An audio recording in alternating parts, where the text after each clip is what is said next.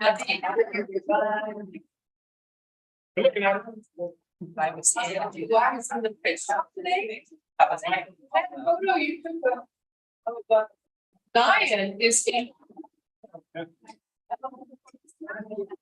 There you are. You.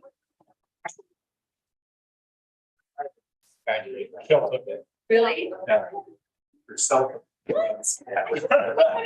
You have. Get a piece for you. That's really impressive.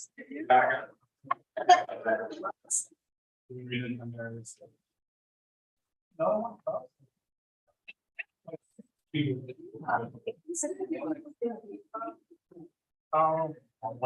That's exactly. Yeah, a little bit. It's quite gorgeous. I have to remember that panorama thing. I never seen that. I did.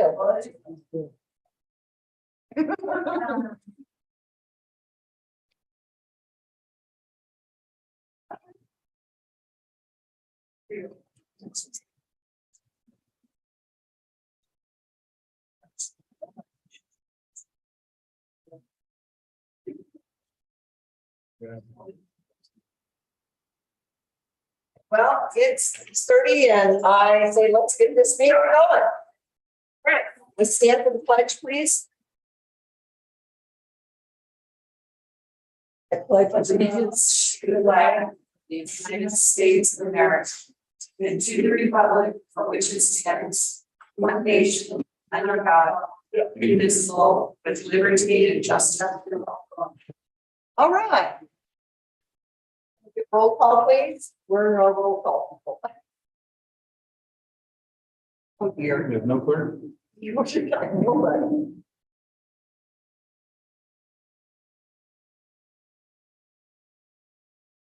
Let's start the meeting.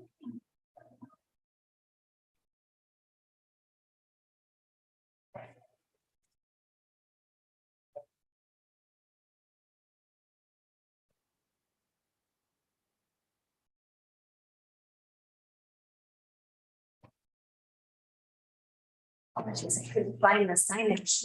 Okay. Has anyone heard from John Valentine's? No. So just FYI, Rick Stilter was exposed to COVID. Yeah, so he is attending the meeting. He is Zoom.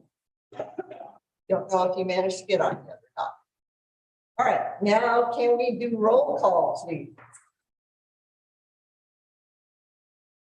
Mayor Backlund, Here. trustee Knudsen, Here. trustee Markle, Here. trustee Smith, Here. trustee Stelter, trustee Valentine, trustee Weber. President. All right, we have a quorum and continue. First thing on the agenda is approval of the agenda. Can I get a motion, please?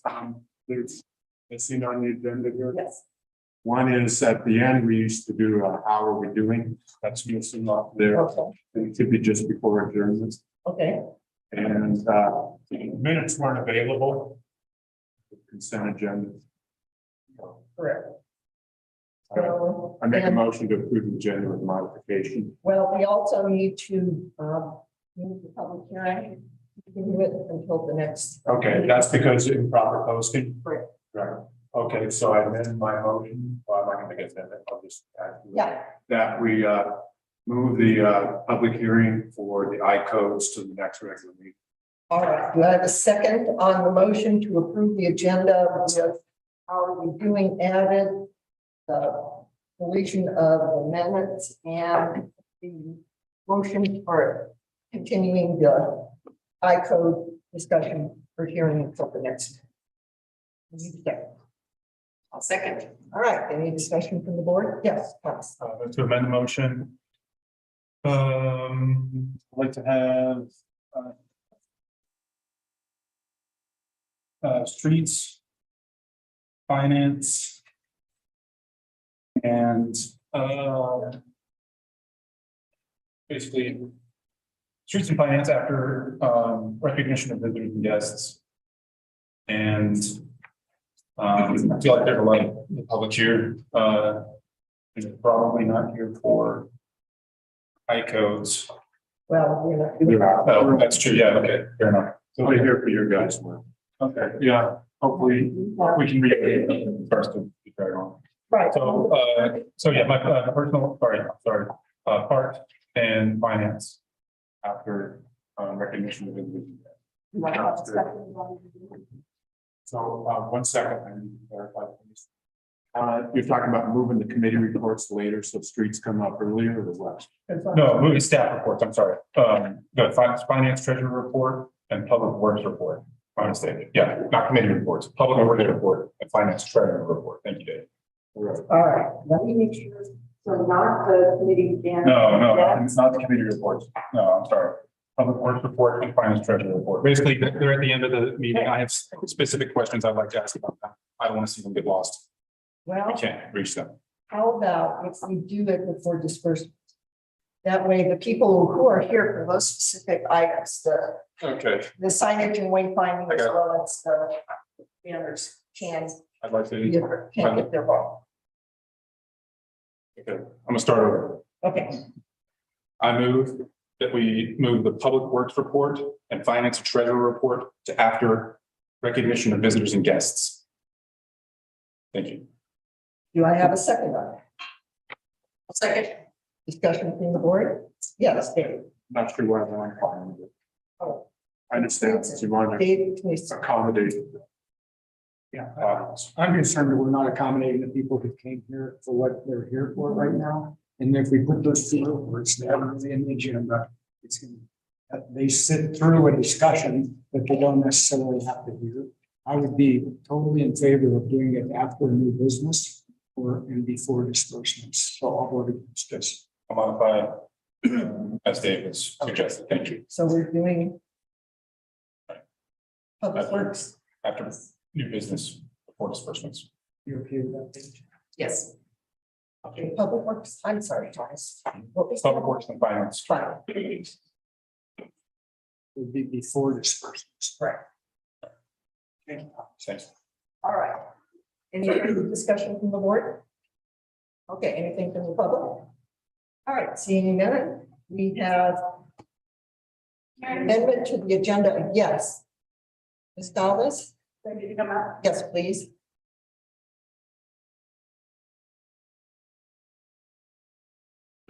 So Susan Calvis, Harding Road. So you're wanting to move the policy, the street flag policy up? No, it's not the street flag policy. It is the public works report and the finance report will be after new business. So it'll be after you do your presentation. Okay, and then the other policy is after that. Correct. Okay, I'm sorry. Okay, no, it's fine. All right, so we have the amendment to move public works and finance after new business. Anything else? All right, all in favor? Aye. Opposed? All right, that amendment to the motion passes. Now we still have the amendment or the motion to approve the agenda with the continuance of the public hearing on the I-codes and no names. All in favor? Aye. Opposed? All right, that motion passes. All right. Next up is announcements. Does anyone have any announcements? I have one. Yes. The last meeting, which was done via Zoom, I felt was totally inappropriate. And I actually boycotted that meeting because I felt that it interfered with the citizens' First Amendment rights to assemble and petition their government. The excuse for that meeting was COVID. And a lot of citizens came to me and made some comments, which is why I did the boycott. These are examples. My cell phone is AT&T and it's so flaky, I can't Zoom the meeting. I don't have internet access, but wanted to attend the meeting. The town did a Zoom meeting so they could control who got to speak. I heard that one multiple times. I know that sounds conspiracy-like, but people really were concerned about that. The other one was COVID was a pathetic excuse for the Zoom meeting. And can't we get beyond COVID already? Even the hospital doesn't require masking. So, COVID's now a managed disease. It's just like, it's not going anywhere. It's endemic. It will be with the human race from now on.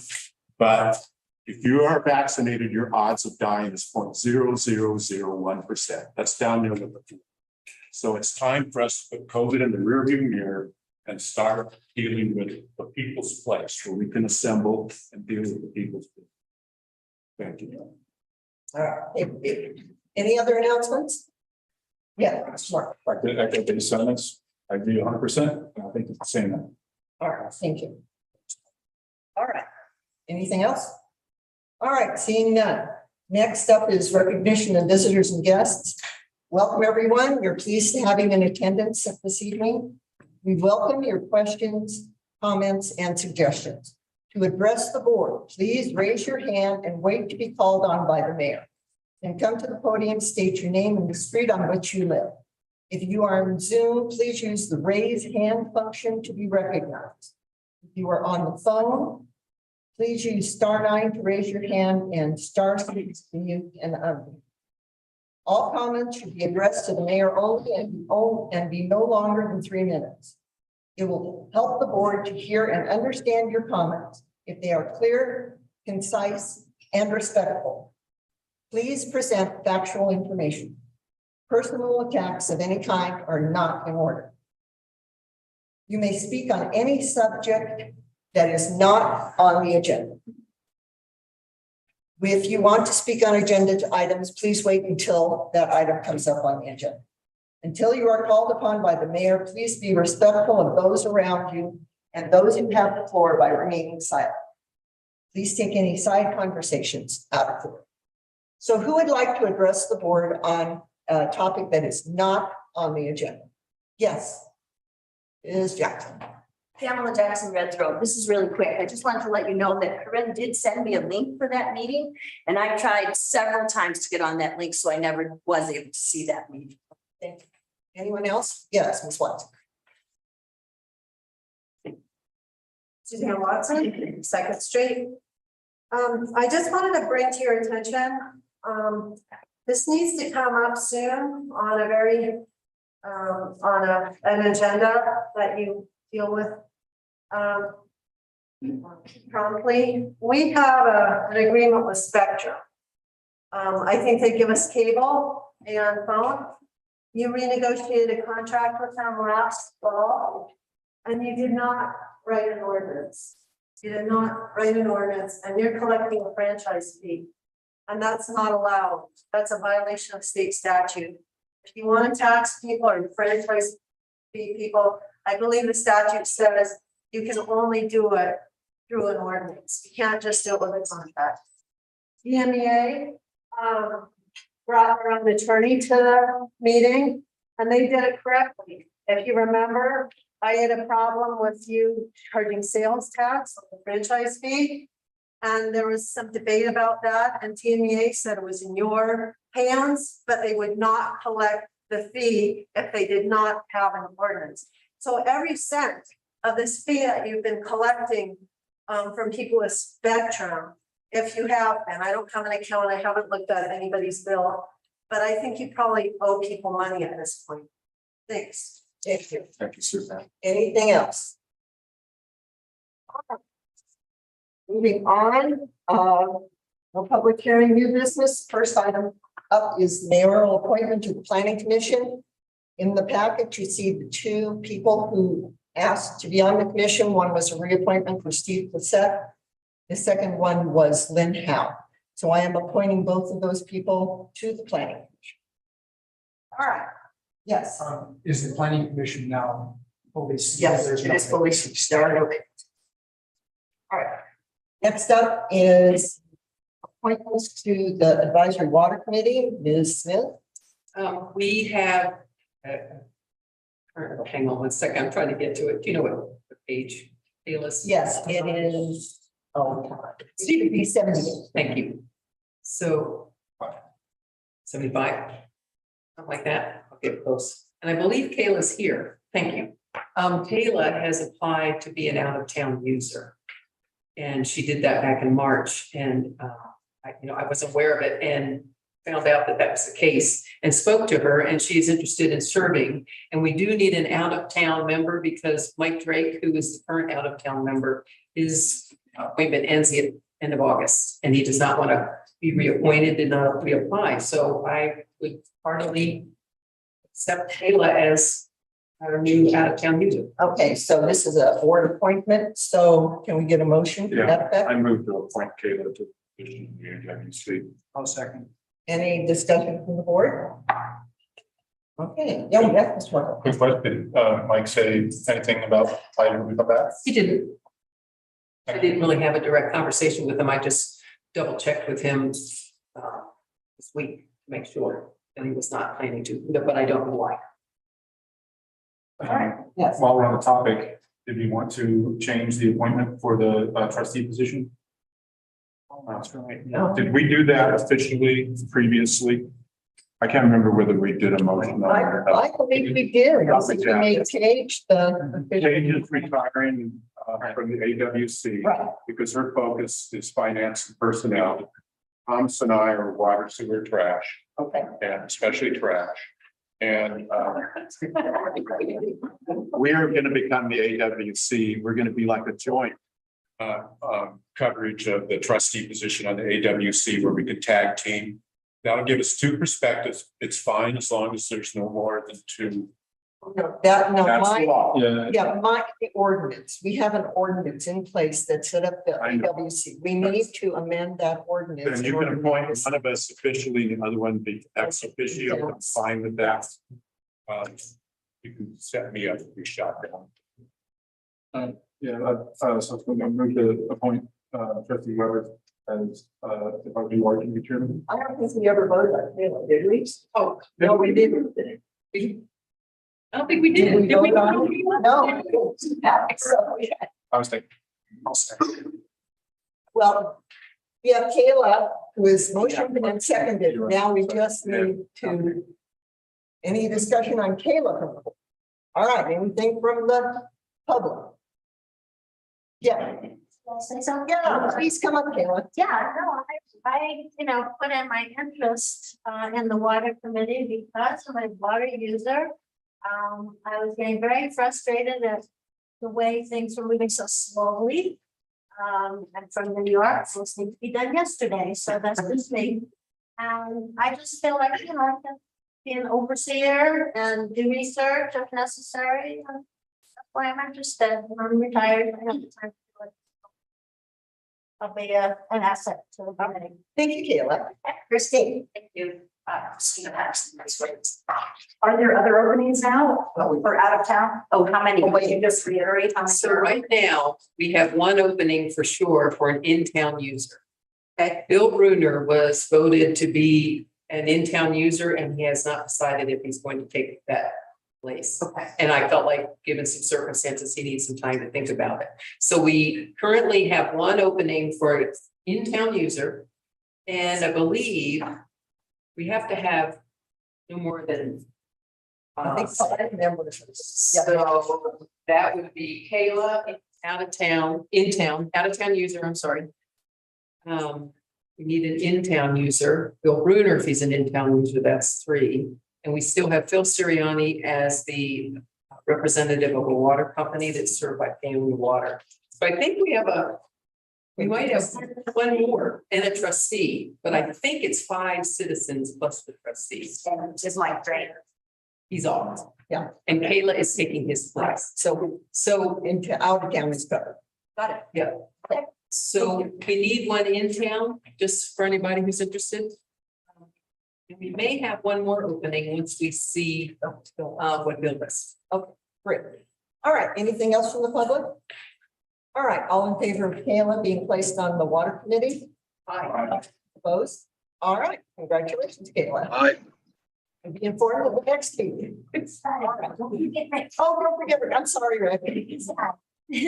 All right, next is, you want to make a motion now to put Avon as the. Thank you. Yeah, I'm going to replace trustee Smith, who has done an excellent job at the advisory water committee with trustee Weber. Do I have a second on that? Discussion from the board? Okay, seeing none, anything from the public? All right, seeing none, all in favor? Aye. Aye. That motion passes. Thank you, Rick. All right, so next up, the next up is the Paonia signage and wayfinding plan. Ms. Caldas and go.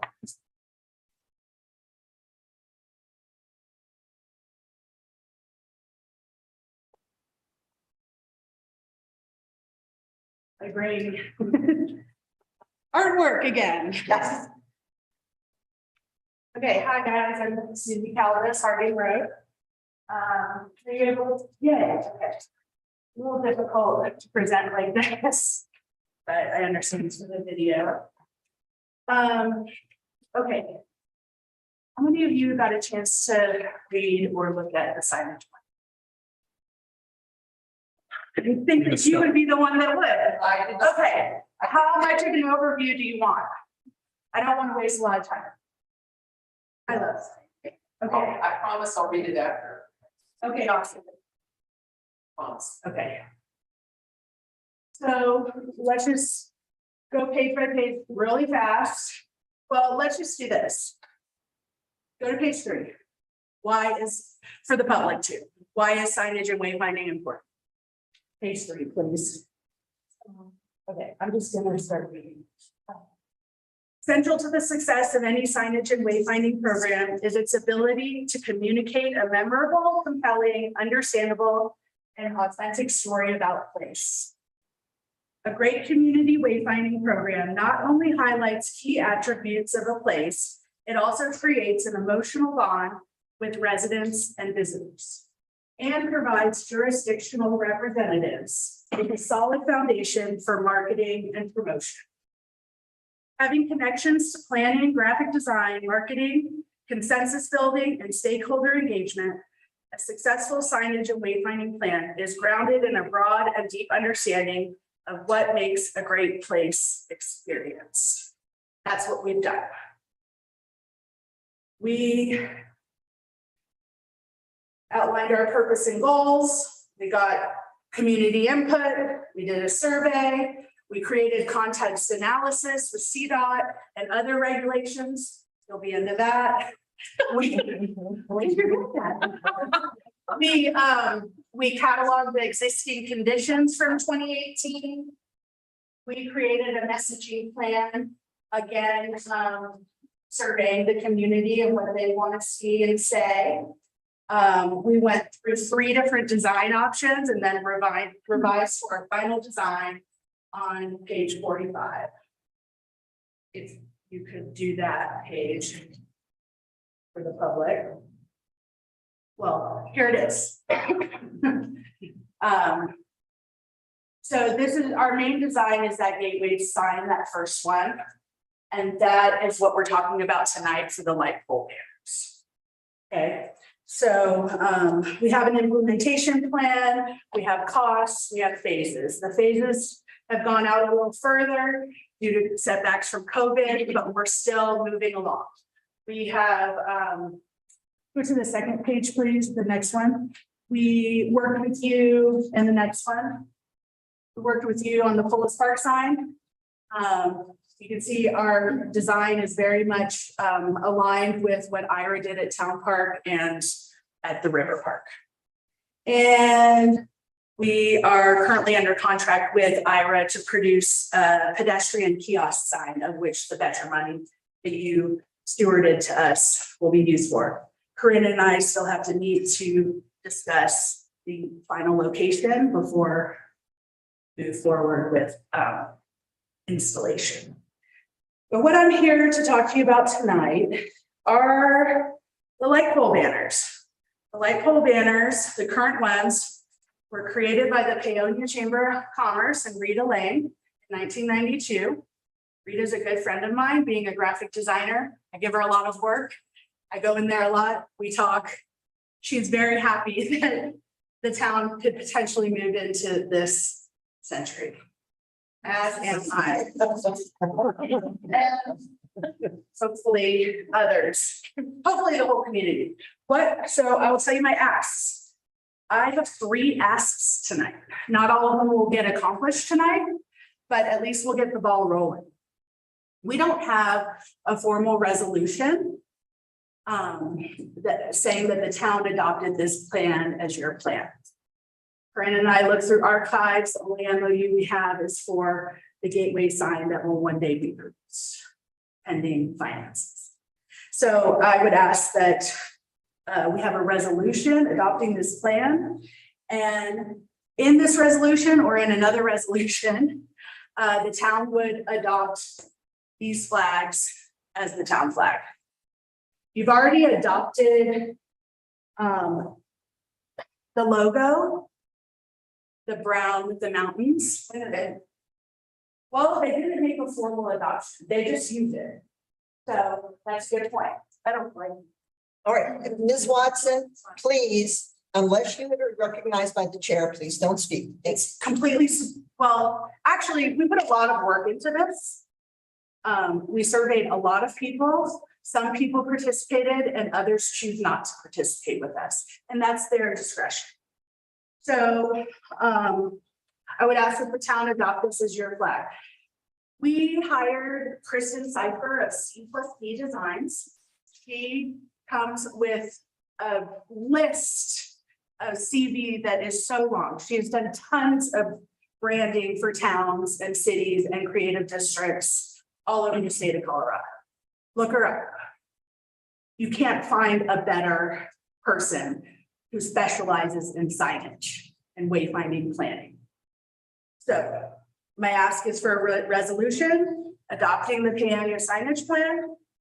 A resolution or whatever political jargon it is to adopt the town. This flag is the town flag. And then we are ready to move forward with purchasing new banners for the light poles. That is in your packet. So what I have proposed to you, and so it's basically, we want to use the exact existing brackets. We want to move one bracket because we want to make these banners larger than what exists. I think it's appropriate for the size of the light poles. They're huge. You'll see on this plan, this was going to be if we replaced all the light poles and purchased really charming vintage lights. We're nowhere near that financially. So we're making a modification essentially, and it's not much, it's just the length because it will fit on our existing light poles. So it's about 20 inches wide are your brackets, and then we would move one so that they're 62 inches long. Working with the Peonia Chamber, who is now housed under the Delta Chamber. Fortunately, Mitchell couldn't be here tonight, but they had some seed money, $500. Creative Coalition is going to do a little fundraising to match that because each banner will cost us $100. There are about 12 brackets. That will be our initial investment. And then we propose to purchase potentially 10 more banners to go down 3rd Street towards the highway, kind of starting maybe at the bridge or the library. So my ask of you tonight, we can do several things. We can put this out, which is fine. I want it done right, and I know you do too, and I'm sure there's tons of public comment. We could go ahead with side A in your proposed packet, which would be the mountains and the fields and the river and the sun on both sides. We say Peonia, Colorado, welcome.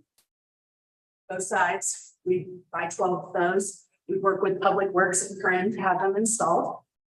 Our goal being the end of the year, but it would be really great to be Mountain Harvest Festival. The other proposal is to have side A on all 12, and then side B would change.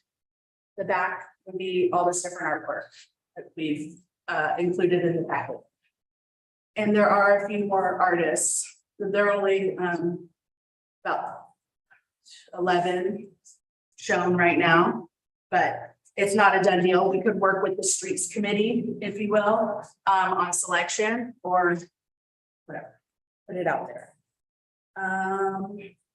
We could do half of the town flags and then half artwork. So double-sided with the town flag proposed and then double-sided with artwork. The reason we wanted to do artwork is to highlight the creative history and the artistic character of our community. So that's my presentation in a nutshell. All right, questions for Susie from the board? Yes. My first one is how long are the current red banners that are on the light poles? They are 20 by 36. So it's quite a bit. Yes. So I'm just. Don't think they're that long. Let me look. Well, between 30 and 36, they might be 30. It's about double. Yeah, so about double. So I'm trying to envision where exactly you would put the top of the banner. Are you considering putting it above, right now where the flag holder bracket is, that high up? And so you can get it. Well, Maximum there visualization. are obstructions both ways. So we would have to really devise a plan. It's gonna be pole by pole. We've brainstormed the old flower planter hoops, taking those down and going down and not going up. I mean, that was our initial, was to go down with the brackets. Yes. Oh, Mr. Stiller. Yes, can you hear me? Yes. My question is, are we going to get into the area of interference with pedestrians and head height? Being a tall person myself, I really object to hitting my head walking down the street. I believe not, because all of the brackets go over the parking. Don't go over this. Thank you. Street, they go street side. Yeah, makes sense. It's not side, they're not hanging And- into the side. I mean, maybe Shaquille O'Neal would hit his head. I'll do the, if you would like to work with me and we work with, Public Works, we can make it a height that's appropriate to, so Shaquille O'Neal doesn't hit his head. Did you have? I just had a follow observation that to me, in terms of style, you would want them all the same height, looking down the street. Oh, yes, for sure. Made it sound like some might be higher than others. No, I'm sorry. They're different obstructions going down. So we have to take it pole by pole, but we want it all on the same height. So we would either go up or we would go down. If we went up, yes, I think it would move those flag brackets, and that would have to be a discussion. But if we go down, like at First and Grand in front of the old Lizzie's Market, the meat place, there's like 3 janky signs, like speed limit, how to park, and something else. You know, that will be affected. It might be an opportunity to clean up what's going on each light pole. That would be nice. Mr. Mark. A couple things. One, I think it would be good to like put this detailed conversation into a committee regarding heights placement and all the very specifics about which pole and what. In a very broad sense, to answer your asks from my perspective, I think a formal resolution would, like, we can do that. We can't do it today. Those are written. Yes. It takes a couple of meetings to put that together.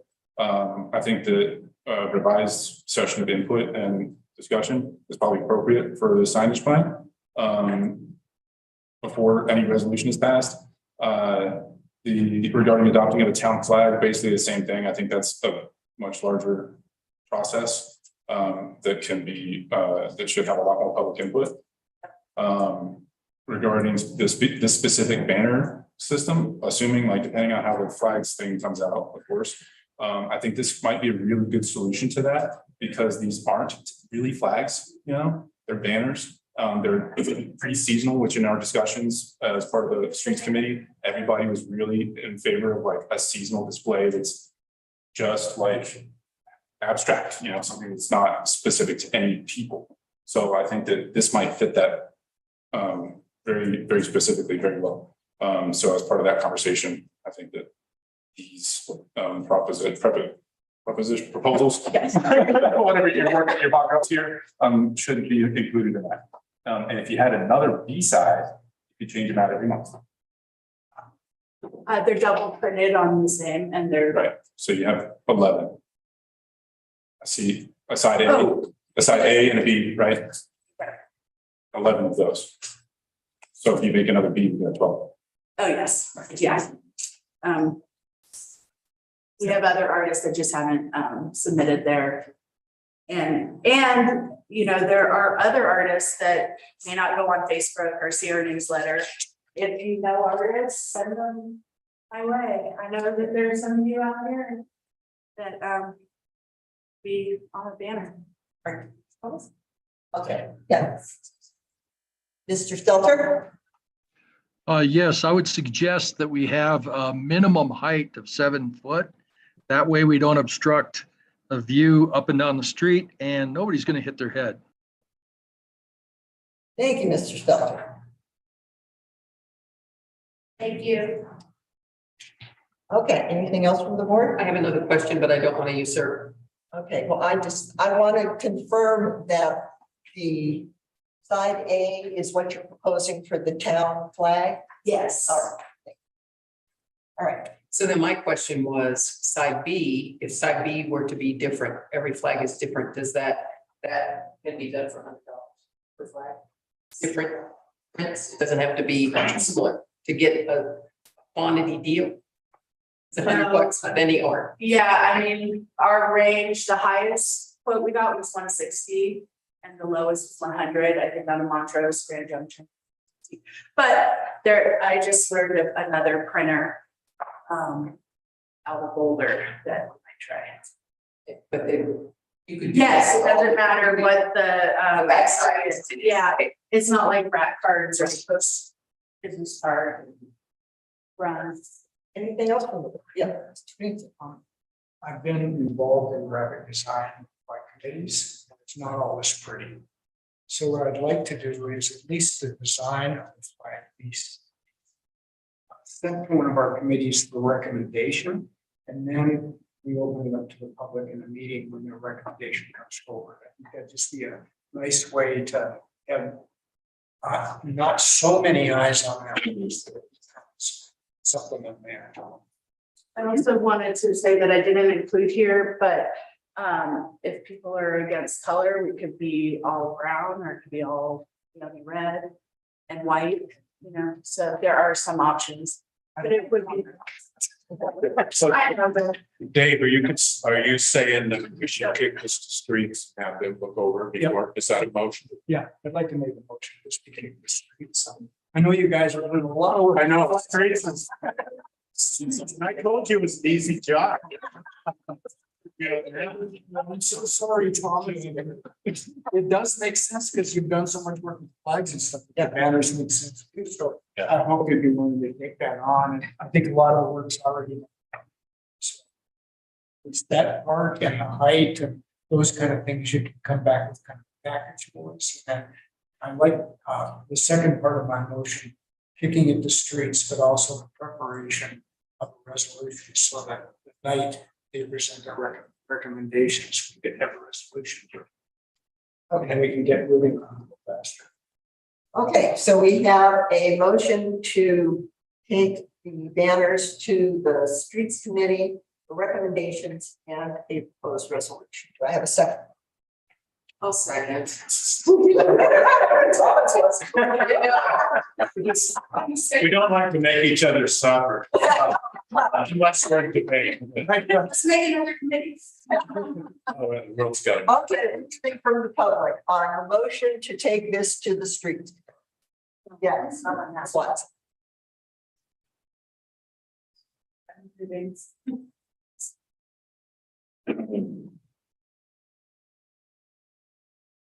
Suzanne Watson.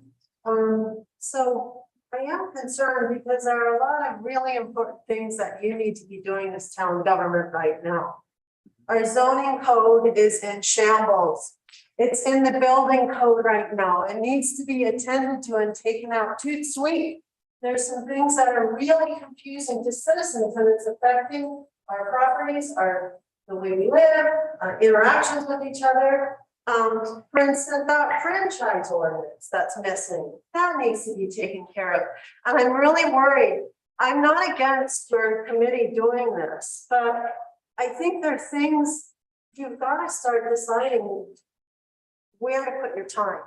I mean, and I know you're gonna have to look at this, and you are the streets committee, but as a trustee, you need to be reading the building code. You need to be reading what they're proposing to us, these hundreds and hundreds of more pages that they're having you adopt soon. And when you keep having to attend to these kind of things that are actually not very important, they're charming and fun, but they're not the most important things as town officials. I'm concerned. Aside from that, I do want to point out there was a resolution 10/2018. I don't know why that wasn't put in the packet, but it had to do with the wayfinding and the Creative Coalition. There is a resolution. I'm not quite sure how it, and it had to do with these signs. So I think you guys need to be aware of that and look at it first. And aside from that, I think it would be nice to maybe look at examples of other towns who use banners. Does Telluride, does Montrose, does Aspen, how high are their light poles? How high are things mounted? And so we can kind of have a visual, because sometimes it's hard to imagine it. So looking at other examples, aside from that, I don't know if our street signs are traffic control signs, which are the primary use of that, because it's a government function for safety, street safety. I don't know if the regulation as far as their heights. When Rick Stelter talks about hitting his head, there are actually some signs that are actually quite dangerous. And I think we did have a payout about 10 years ago because someone sliced their head on one of our traffic signs. So I think those light poles need to be used for the traffic signs. You know, so that's the primary thing, and how to make this work with now. And the town flag, I think that's something you've got to think about in the future. That's really not very important right now. Thanks. What was the number of the previous resolution? It was 2018-10 or 10-2018. You can find it in the town code under the other documents in the muni code. If you go to the ordinances and then it's all like scrambled here. And you go to the ordinances and you look under other documents, you can find that under 2018. Thanks. Thank you. Ms. Jackson. Pam Jackson, retro. I agree with Suzanne that there's a lot of important things, but I was on a committee that was working on this in 2018. They've done an awful lot of work on this. And I think this is a really awesome plan. And I just want to say, I really like the art on the other side. And we could have a contest every year and have the 12th one be a revolving thing for someone who wants, some artist who won a contest. I just want to say I'm fully in support of this. Thank you. Anything else? All right, yes. Sorry, apologies. We were both remiss. That ordinance, when a resolution, when we glanced at it, I thought was approval of the group that was doing the engineering plan, but having just pulled it up and reviewed it, thank you, Ms. Watson, it actually was a unanimous board approval adopting this plan. Okay, great. One done. Can I come back? Yeah. Let me just sum up. I agree with Ms. Watson. This is not as important as the water and the building process. We've worked with you. We've been an organization for 10 years. We did a comprehensive job on this, weeks. Let's skip going to committee. Let's do these banners. You don't have to adopt the town flag right now. We have a resolution. That's what, let's accept the banners. There are 3 options on the table. You have a motion to push it to streets, waste of time. We've already done all this work. Let's get some fun new banners up there. Thank you, Susan. Anything else? All right. So I'd like to make a motion to. Wait, we have a motion on the. I know, just a second. This is a motion to split the motion into 2 parts, of which one is the resolution, other one is to kick it to streets. Okay, so you're amending the I'm motion. not amending, I'm splitting the motion. What do you mean by the resolution? Dave made a 2-part motion. One part was to kick it to streets, the other one was to produce a resolution. But we have a resolution. That's Yeah, been voted I on. haven't seen it. Well, it's in the code. And I'd like to see But I the, mean, I can't make a vote on anything I haven't read. So I don't know how germane it is to. Yeah, so maybe what we need to do then is forget the resolution at this point, check it out, see what you think, but with streets. Okay. Yeah. Yes. The resolution is half a page. Would you like me to read it? Yes. Town of Paonia, Colorado, Resolution 2018-10, a resolution of the Board of Trustees for the Town of Paonia, Colorado, approving the final wayfinding design and engineering package and construction documents produced by C&B Design LLC under contract with the North Fork Valley Creative Coalition. Whereas in 2018, the North Fork Valley Creative Coalition received a grant for wayfinding sign designs and engineering. Whereas on August 14th, 2018, the North Fork Valley Creative Coalition presented to the Paonia Board of Trustees the final recommendation and approved hiring C&B Design LLC contractor to complete the project. Whereas the Board of Trustees finds and determines that it would be in the best interest of the town of Paonia and its residents to support the North Fork Valley Creative Coalition's approval of the project deliverables, including the final wayfinding signage design and engineering package to be used in further implementation of the wayfinding and signage project. Now therefore be it resolved by the Board of Trustees for the town of Paonia. One, the project deliverables contracted from C&B Design LLC attached hereto and incorporated herein as Exhibit A is hereby approved, and continued support for the North Fork Valley Creative Coalition for the implementation of the project shall be the policy of the Paonia Board of Trustees. Two, this resolution shall become effective upon its adoption September 11th, 2018. Could you elaborate as to what the exhibit is that's attached? Are we looking at it? It's this exact plan. Okay. Could you scroll down to the engineering documents so that they just okay, it's like towards the end. Because I can go back to Kristen and say, okay, we're ready to actually implement this. You know, she knows the codes, what she does. So the link doesn't work in the balance. Yeah, the link didn't work in the packet, I don't know. But, close. I just need to see the business. Pro, okay. So these are sizes and. But, this is well done. Is that the question? Yeah. Or was it at first? It's all 80 pages, yes. Oh, the whole thing is, okay, thank you. The whole thing, I mean. And you until I haven't looked at it. Through it, and so you lived here at the time. I can be there. You could be there, but you're here now to make this decision. All right, so it seems like we do have a resolution that Yeah, accepts. that's what I need. So we have the resolution, so all we need to do is just get approval of the, The draft. The draft. so we already have a motion and a second. Right. There's no second on the split. So we No, can there isn't. that. We can go back to the original motion. I'd like to withdraw my motion. Okay. We have a second person also withdraw with me and just see if we. Okay, Yeah, it's based on incompleted. right, so. And that was the second, I think it was, I would talk. So what about just a motion to accept the presentation, these banners? And what does accepting mean? That means that, I mean, it probably needs streets to have heights taken care of. Can that go through administration? Through public works? I'm not comfortable moving on something like this without making sure there's some form of public input as far as the design capacity of it. I know that there's been a lot of work that was done on the streets in 2018. I appreciate all the side, like everything that was done, not to belittle the work. But I feel that public input on what is displayed on our streets, if I've learned anything from our meetings in the streets committee, it's that people are extremely passionate and really want to be heard and see that they're heard. And I want to make sure that that need is appreciated and accommodated.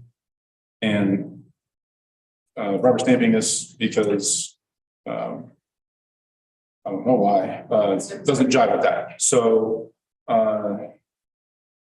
it doesn't have to do the streets thing. Honestly, I'd rather it not. But if there could be some sort of process where we can gather public input regarding support for this, rather than say, hey, everybody, here's this thing, and now they hate it or they love it and great. But let's not be surprised when it happens, because I've seen this government be surprised many times when we do these things, right?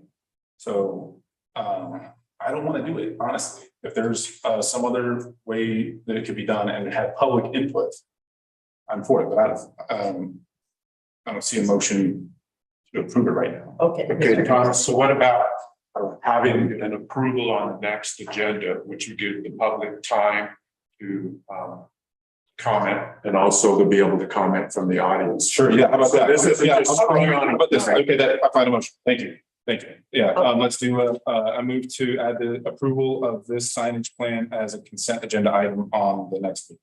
Second. Consent agenda. Right. Yeah, it has to be on- Right, well, we can do that right now, but I don't want to waste any. Just make it a regular agenda. I just don't want to spend so much. I thought I heard a lot of testament to public input already. It hasn't been a ton of. Am I correct about that? Yes. Yes. Yeah, there- It's in the packet, how many hundreds of people. Yeah, about this stuff, right? Yeah. That's Which that's is what different. this is. That's different. No, this talking about the flags, the banner specific. You Right. could, you could just say we're ready to go ahead and do. We can say it anything. both sides, because it's already been resolved in resolution, and we have the money and we're not asking you for money. And if we go ahead, All right. Thank you. Stop ignoring the public. The public is why we're here, Please. okay? That's why we are here. And when we show up and say, hey, here's this cool thing, what do you think? And suddenly this is your identity, people have become very upset in my experience. We've seen this with the changing of the parking lot thing.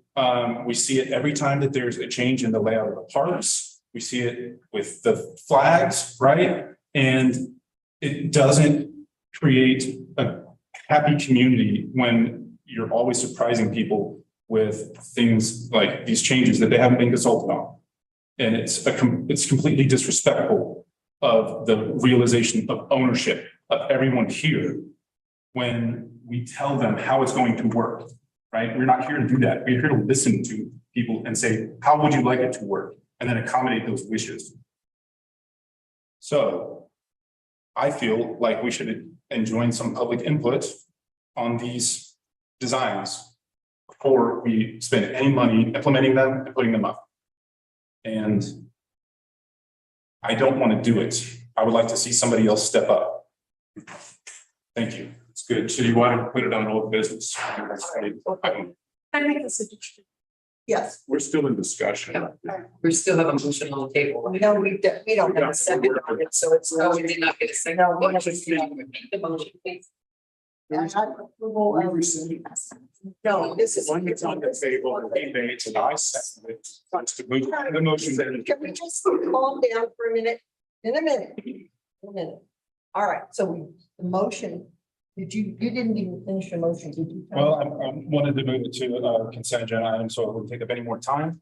I think it's already way over, but to Dave's point, that would prevent any discussion. So I don't know. Put it on old business. Well, I would suggest we put it not at the end of this month, but we do it the first meeting in September, strictly because we have some really big contentious things coming on next agenda. I mean, I codes, Mr. Bruner's 2 motions, that's gonna take a lot. So if we put it the first week in September, or the first meeting in September, then we can put it out there to get other public input and then have it on that. Yes. If we do it the first week of September, that give enough time. So not. It'll be very tight. And I don't disagree with media input. I'm happy to create posters and say, what do you guys think? Put it on Facebook. We can make a show of it. Well, I think it's a great idea to postpone it because, no, I did not look at the whole way finding, but I had no idea what all this meant. So we really needed to hear tonight from you, Susie, as to what these banners are. And I was wondering if we had to choose the back. So I think tonight was really instructive. But here is a point I want to bring up. And I'm concerned that we are allowing the nonprofit to buy these. I think we need to pay for them. So we can ensure that if we love these, that we make sure that when they get tattered, we replace them and not rely on a nonprofit to raise the money for them. And there's two reasons I say this. First of all, I think we should have control over what is on these light poles because they are not our poles and we are being provided the opportunity to use them by DMEA for a town purpose. I think anything on that pole has to emanate from the town of Paonia. Therefore, I'm not against these banners. I think we should be paying for them. We should be responsible for replacing them. And the motion I made the last time we talked about all of the signs and it was unanimously approved was that nothing went up on these poles unless it was for a town purpose and trustee approved. And I feel like, first of all, we have to approve these, but I think we should add that the town pays for them. All right, well, we don't have any motion on anything right now. But I just wanted to get my 2 cents in because we cannot allow these light poles to be usurped by a nonprofit. It has to be a town purpose, therefore it needs to stay under the umbrella. And did we put German Creek? So the coalition manages the creative district for the town of Paonia. That's the arrangement. So we would be happy to manage care, the changeover, whatever is needed on behalf of the town. I'm certainly not opposed to Paige's suggestion of the town paying for that. But I do want to address the community input piece because there's a lot of data in that packet where that already happened. And then the board approved it in 2018. So I understand you don't want to tax your committees, and rightly so, there's bigger fish to fry. And you've already approved of the information that was provided about it, where the community input was there. So now you're asking us to do it again so that you can review it again. And it does seem very laborious and unnecessary. I want to make a suggestion that we share our findings in our survey on social media. If anybody wants to comment, if that's what you're after, comments, then we can do that. But as we've mentioned, the data is all there. It's all there and it got the rubber stamp already. So I would like for to propose we give you 2 options. Susie can lay that out again. Do you want double-sided Paonia or you want the art? We'll show you both examples and we can get this thing moving along. Everything is more expensive and takes longer to produce right now. And as you all know, we're coming in hot into our festival. And if we can just wipe this off our list and do as much work for you as possible to not labor the committees anymore. That's what we want to do. We want to make it work. So whatever that looks like, that's who we are and that's how we want to work with the town. And so I just want to encourage you to trust. I mean, the graphics are beautiful, the designer's pro, all the data are, everything's there. You already have all the information. Thank you. Thank you. Yes. One more supporting document for this and the Creative Coalition's 2018 strategic plan. On page 33, we have a resolution from the town of Paonia, number 2013-04. I would ask for your respect while I'm giving this presentation. That's not it. It's our strategic plan. Oh, sorry. And I don't need to read the whole thing. But I will actually, because I feel like my time is as valuable as yours and I am one of your constituents. And this is important to me, not as important as water, but a resolution in support of the North Fork Valley Creative Coalition and designation as a certified creative district and authorizing and directing the appropriate town officers to sign the necessary documents and setting forth details in relation thereto. Whereas the town of Paonia, Colorado recognizes the significant contribution that the creative industries provide to the community in creating economic opportunity. And whereas the North Fork Valley has a rich diversity of musicians, artists, artisans, actors, and so forth. I agree with it. Whereas the town of Paonia, Colorado recognizes that these creatives and the special events and festivals, productions, art galleries, performances, concerts, and arts and cultural celebrations they produce are an integral part of the fabric of our community and an important part of our economic base. And whereas these activities provide local residents and visitors with enhanced quality of life. And whereas the town of Paonia, Colorado, you represent, recognizes the potential benefits that designation of the North Fork Valley as a certified creative district could provide to the local citizens as well as visitors to the area. And whereas the town of Paonia, Colorado wishes to appoint a representative to the board of directors of the North Fork Valley Creative Coalition. And whereas the town council of the town of Paonia, Colorado believes it is in the best interest of the town to appoint a representative to the board of directors of the North Fork Valley Creative Coalition. I don't know why that is. Now therefore, be it resolved by the Board of Trustees of the town of Paonia, Colorado, shall Article 1 appoint a representative to the North Fork Valley Creative Coalition Board of Directors and represent the best interests of the citizens of Paonia on said board. Article 2. Correct. Exactly. Article 2, things slip through the cracks. We're human. Article 2, endorse the goal of economic development of said creative district. Article 3, endorse the goal of tourism development of said creative district within the context of contributing to the overall visitor development goal of the town of Paonia. Article 4, authorizes the appropriate officials to draft and send a letter of support for the efforts of the North Fork Valley Creative Coalition to seek designation as a certified creative district in the state of Colorado. Article 5, directs town staff to assist in collection of pertinent data to support North Fork Valley Creative Coalition meet the criteria for designation of certified creative district in the state of Colorado. Susie, how much longer? 2 more. Yeah, 3 minutes I thought. Article 6. Not when you're. These are the important ones. Direct town staff to actively support and cooperate with the governing board of the North Fork Valley Creative Coalition to develop and maintain said creative district.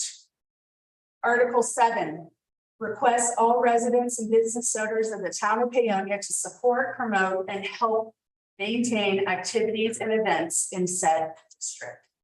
Adopted this 26th day of February 2013 by the Board of Trustees, Town of Paonia, Amber Kleinman, Larry Misbeck, Barbara Peterson, Brian Ayers, Eric Gould, and Ross King, and Mayor Neil Schweter. Thank you. Just a reminder, What was the title of that? The citation? we can share with you resolution 23 number 2013-04. My point is, I don't want to fight.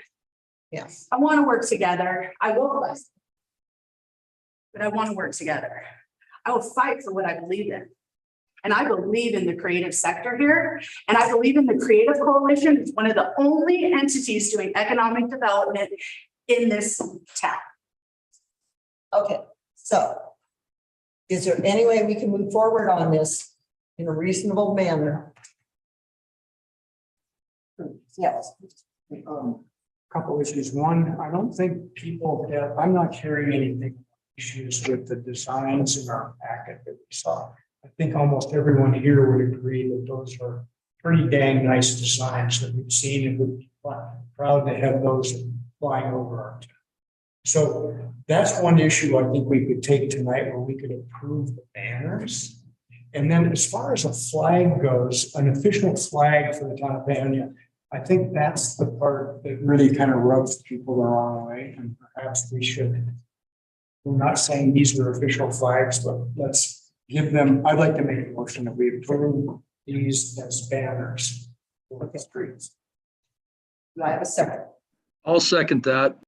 Thank you. Anything else from the board?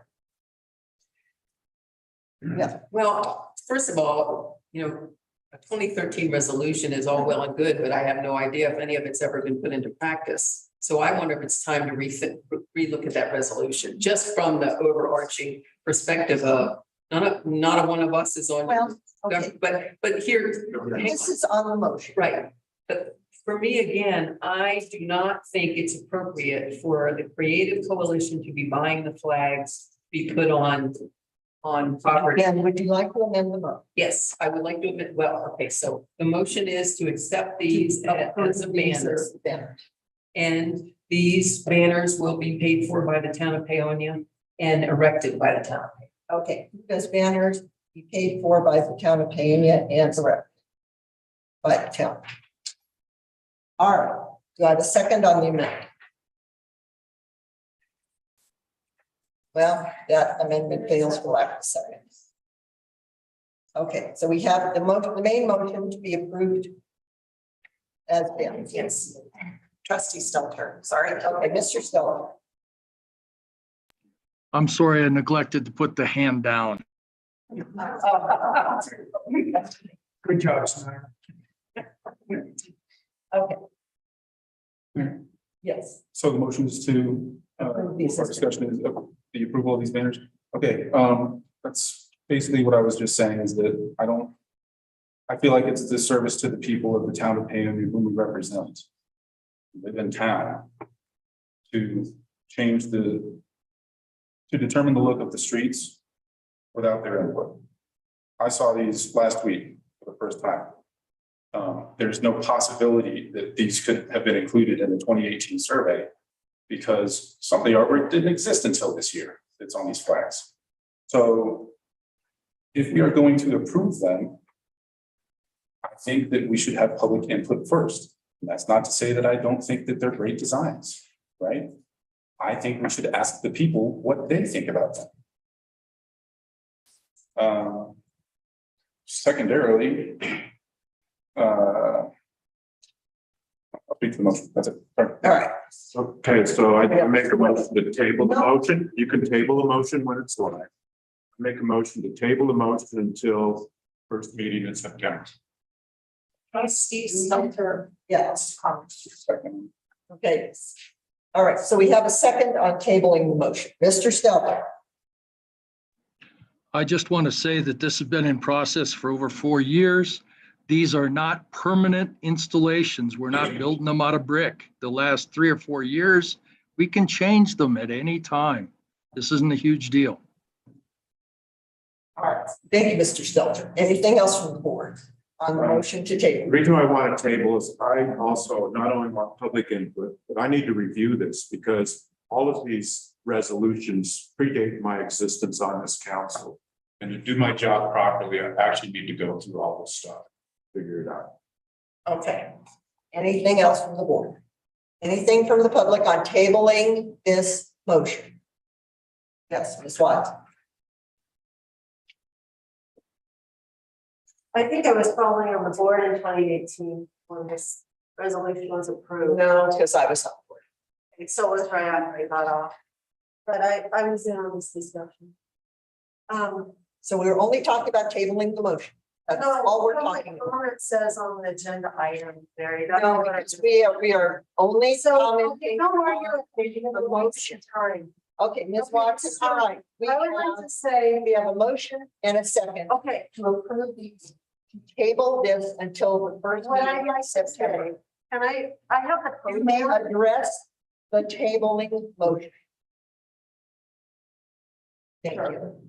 What I'd like to say is, I appreciate Thomas Markle's comment. I remember the street painting fiasco that went down. We only have a newspaper that comes out weekly in this town. That's how many people get their information who aren't tied in. Ms. Watson, we are still not. I am not off the topic. I'm talking about. Point of order. Okay, so what I'd like to say is you guys should, I don't see what the rush is. The banners were not discussed 4 years ago. This is new, this artwork is new. I think the newspaper could have a potential to have an article about it, about this topic. I don't know, perhaps they could print artwork if there's no copyright considerations, so the people can start seeing what you're talking about. So that would go right in line with taking a little bit of time. It's been 4 years. What's the rush? Why wasn't this brought to you sooner? There was such a rush on it to it. You absolutely should be tabling it at this point today, because, I mean, I know, Mary, I have 3 minutes to speak. And you can't restrict my content. I'm at the podium. Okay, so what I just want to encourage you to take the time, so you're not, I think the artwork's beautiful, but it would be nice for the public to hear about it. We don't have a great instantaneous channel of communication with the public. I really support this motion and Thomas Markle's concerns. Thank you. All right. Anything else? All right, we have a motion and a second to table this until the first meeting in September. All in favor? Aye. Opposed? Nay. Can we poll, please?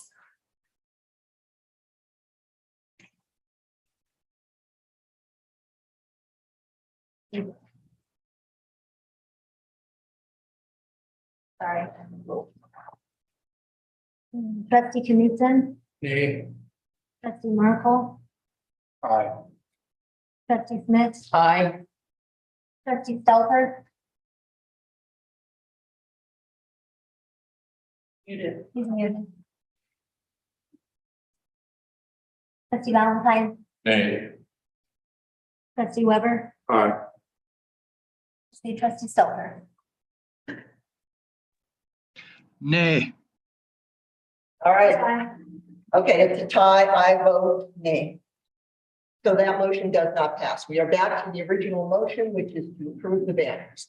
All in favor? Aye. All right, public comment. All right, seeing none. All in favor? Seeing none? Oh, same. Christina Petter.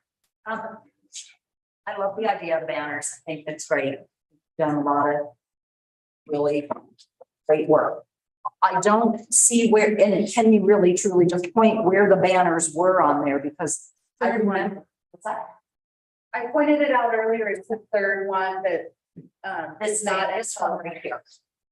And would it be in color, or is it gonna be that? that was Black and just, white? no, it would be in color. Okay. And I do love the idea of having more input before it's decided upon. Thank you. Yeah. Yes, ma'am. I think there should be more. You need to come in, you need to state your name and the street on which you live. And I agree with Mr. Markle that there should be more. They were talking about, we did some kind of a survey. I never saw a survey. How many other people in the town never saw a survey, never saw anything about this? So I think there should be more talking. I think you should be able. Ms. Watts.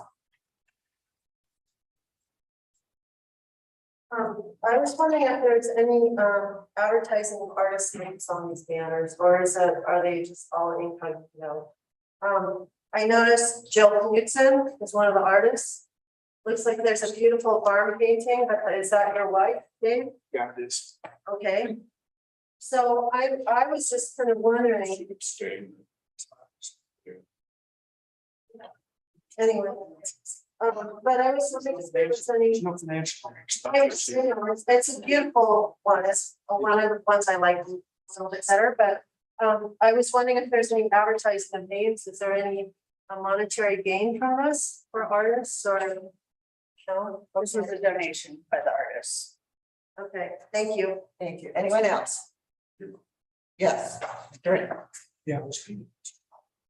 In Patterson, Rio Grande, anytime you are put under pressure to make a decision in favor of a business or a nonprofit or a citizen, forget it, just forget it. Thank you. Mr. Luca? I just wanted to add, the layout in the presentation were examples from artists that we were able to communicate with in time for the presentation. So, those aren't final. If something else gets presented or it's a issue for Mr. Knutson or whatever, it's just how we could lay it out in a timely way for your review. So it's not in stone in terms of which local artists are on the back. Just want to clarify that. Okay, thank you. Yes. May I make a recommendation? We postpone, you appoint someone to work with our committee on reaching out to the public, on choosing the side B artwork, and then we come back September 1st and we make a presentation and we, get a yay or nay. Thank you. We still have a motion on the table. Yes, Ms. Johnson. I agree with Susie. I think that's great. I just want to say, a lot of us don't use Facebook. So, I work with maybe the shopper. or put posters up around town or something else. We have a motion on the table to approve the banners. All in favor? I have to ask trustee Knudsen to abstain from voting. His wife is a member of the Creative Coalition and may receive advertising. I feel like that's an ethical question that should be answered before. Not final signs. Okay, Mr. Knudsen? I'd like to know that there's no monetary advantage that I get or my wife gets from doing this, and that her business is mostly through the Blue Stage and private clients. So there is no monetary, and my understanding of the law on this is that if I have a personal, Dave, correct me if I'm wrong, if I have a personal monetary gain, I have to recuse myself. There is no personal monetary gain. Yeah, Thomas, I think is saying that there's an abstract monetary gain. You receive the advertising. And I'm not honoring. Okay, right. that's so. Some clarification on the motion, please. Is this merely a motion to approve the design or a motion to approve the actual structure of it in terms of sizing and everything? Just the design. But have it printing. You know what? Well, then once they print it, we get, because parts that I'm concerned about is, does it obstruct views, and traffic and stuff? I mean, there's Well, all of there's that a size. coordinated with Public Works. Yeah, but at this point, once they've cut them, they've cut them. Yeah, but they'll actually send the board to do that. All right. All right, we have a motion to approve the banner design. All in favor? Aye. Okay. Okay. All right, it's tied again. I approve. I say aye. So that, Just still the way it. yes, he said aye. Yeah, I Or didn't. you said aye. He said I. Yeah. All right. He said I. Thank you. You are welcome. All right, let's move on to those street committee banners and flag. All right. Yeah. Can I suggest a 5-minute break? Yeah, would you like to make one? I'd like to make a motion. Second, Second. all in favor? Aye. Okay. Same.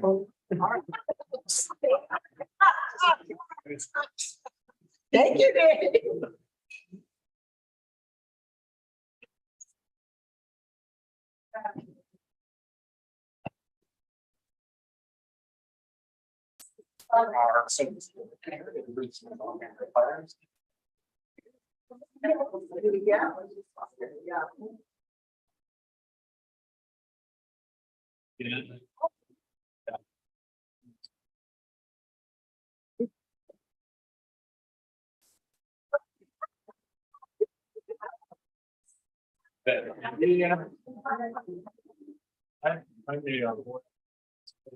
Yes. That's my job. That's Yeah.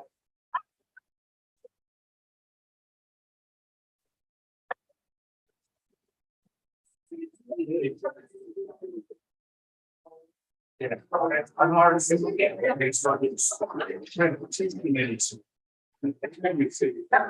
Any clue I set up.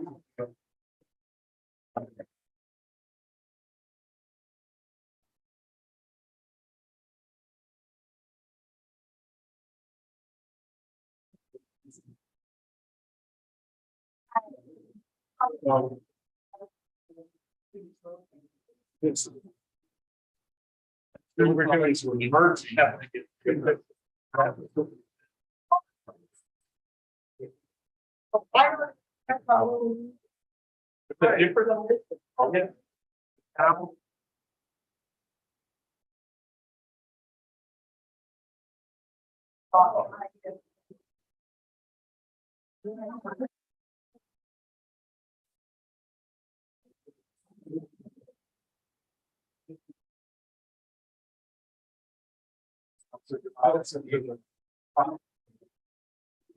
Don't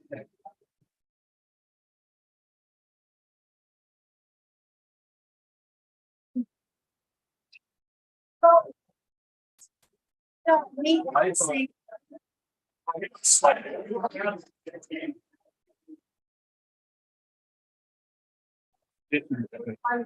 Right now.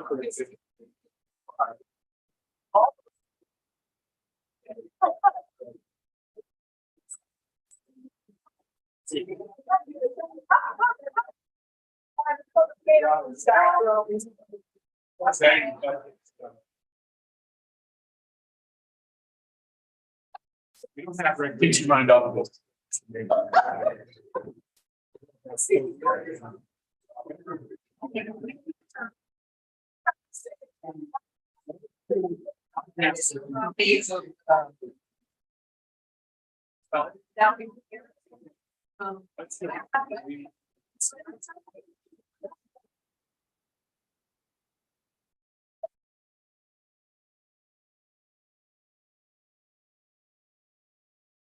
PwC has a.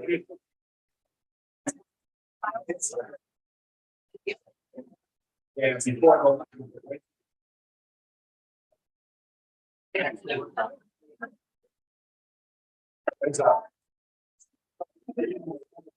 It's what. I just.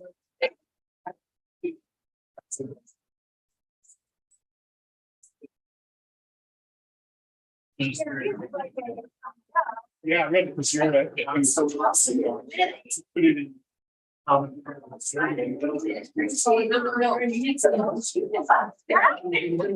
Can you?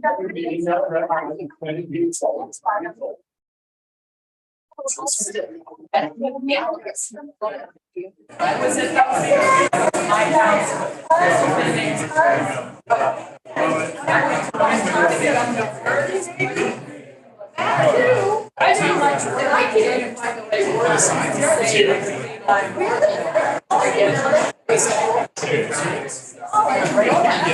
Yeah, I remember when they came out with. But I still appreciate you cameras. Can you just send me? All right, we are back. All right, next up on the agenda is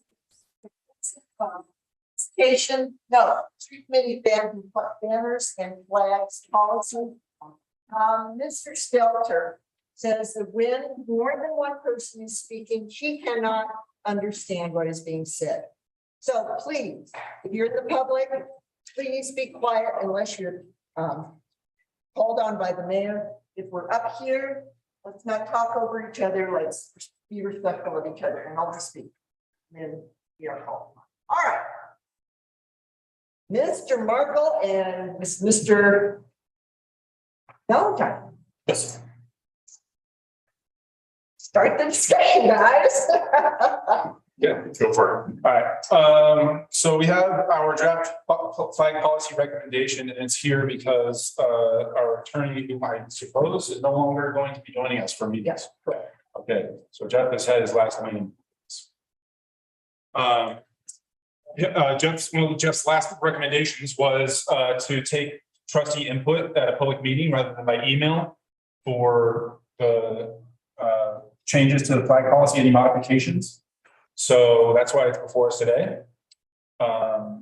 We did have one streets committee meeting between then and now, where we got a lot more public input, and I'm having trouble determining how I can incorporate that into this document at this point, because we've been basically given out of my hands. I can summarize it here. There's not a whole lot. I think that John has a proposal that includes the National Heritage Months taken from the State Department, their celebrations. So in short, I can take you back through the history of this a little bit. We started with the San Jose, California document cited in the Supreme Court case, and was actually provided to us by Ms. Watson, and took that as well as some suggestions from our first meeting where we did the idea board, and some samples ordinance that was supplied to us by a citizen and incorporated it, presented it to people for their review, made further changes, and then this third iteration was presented to everybody about 3 weeks ago.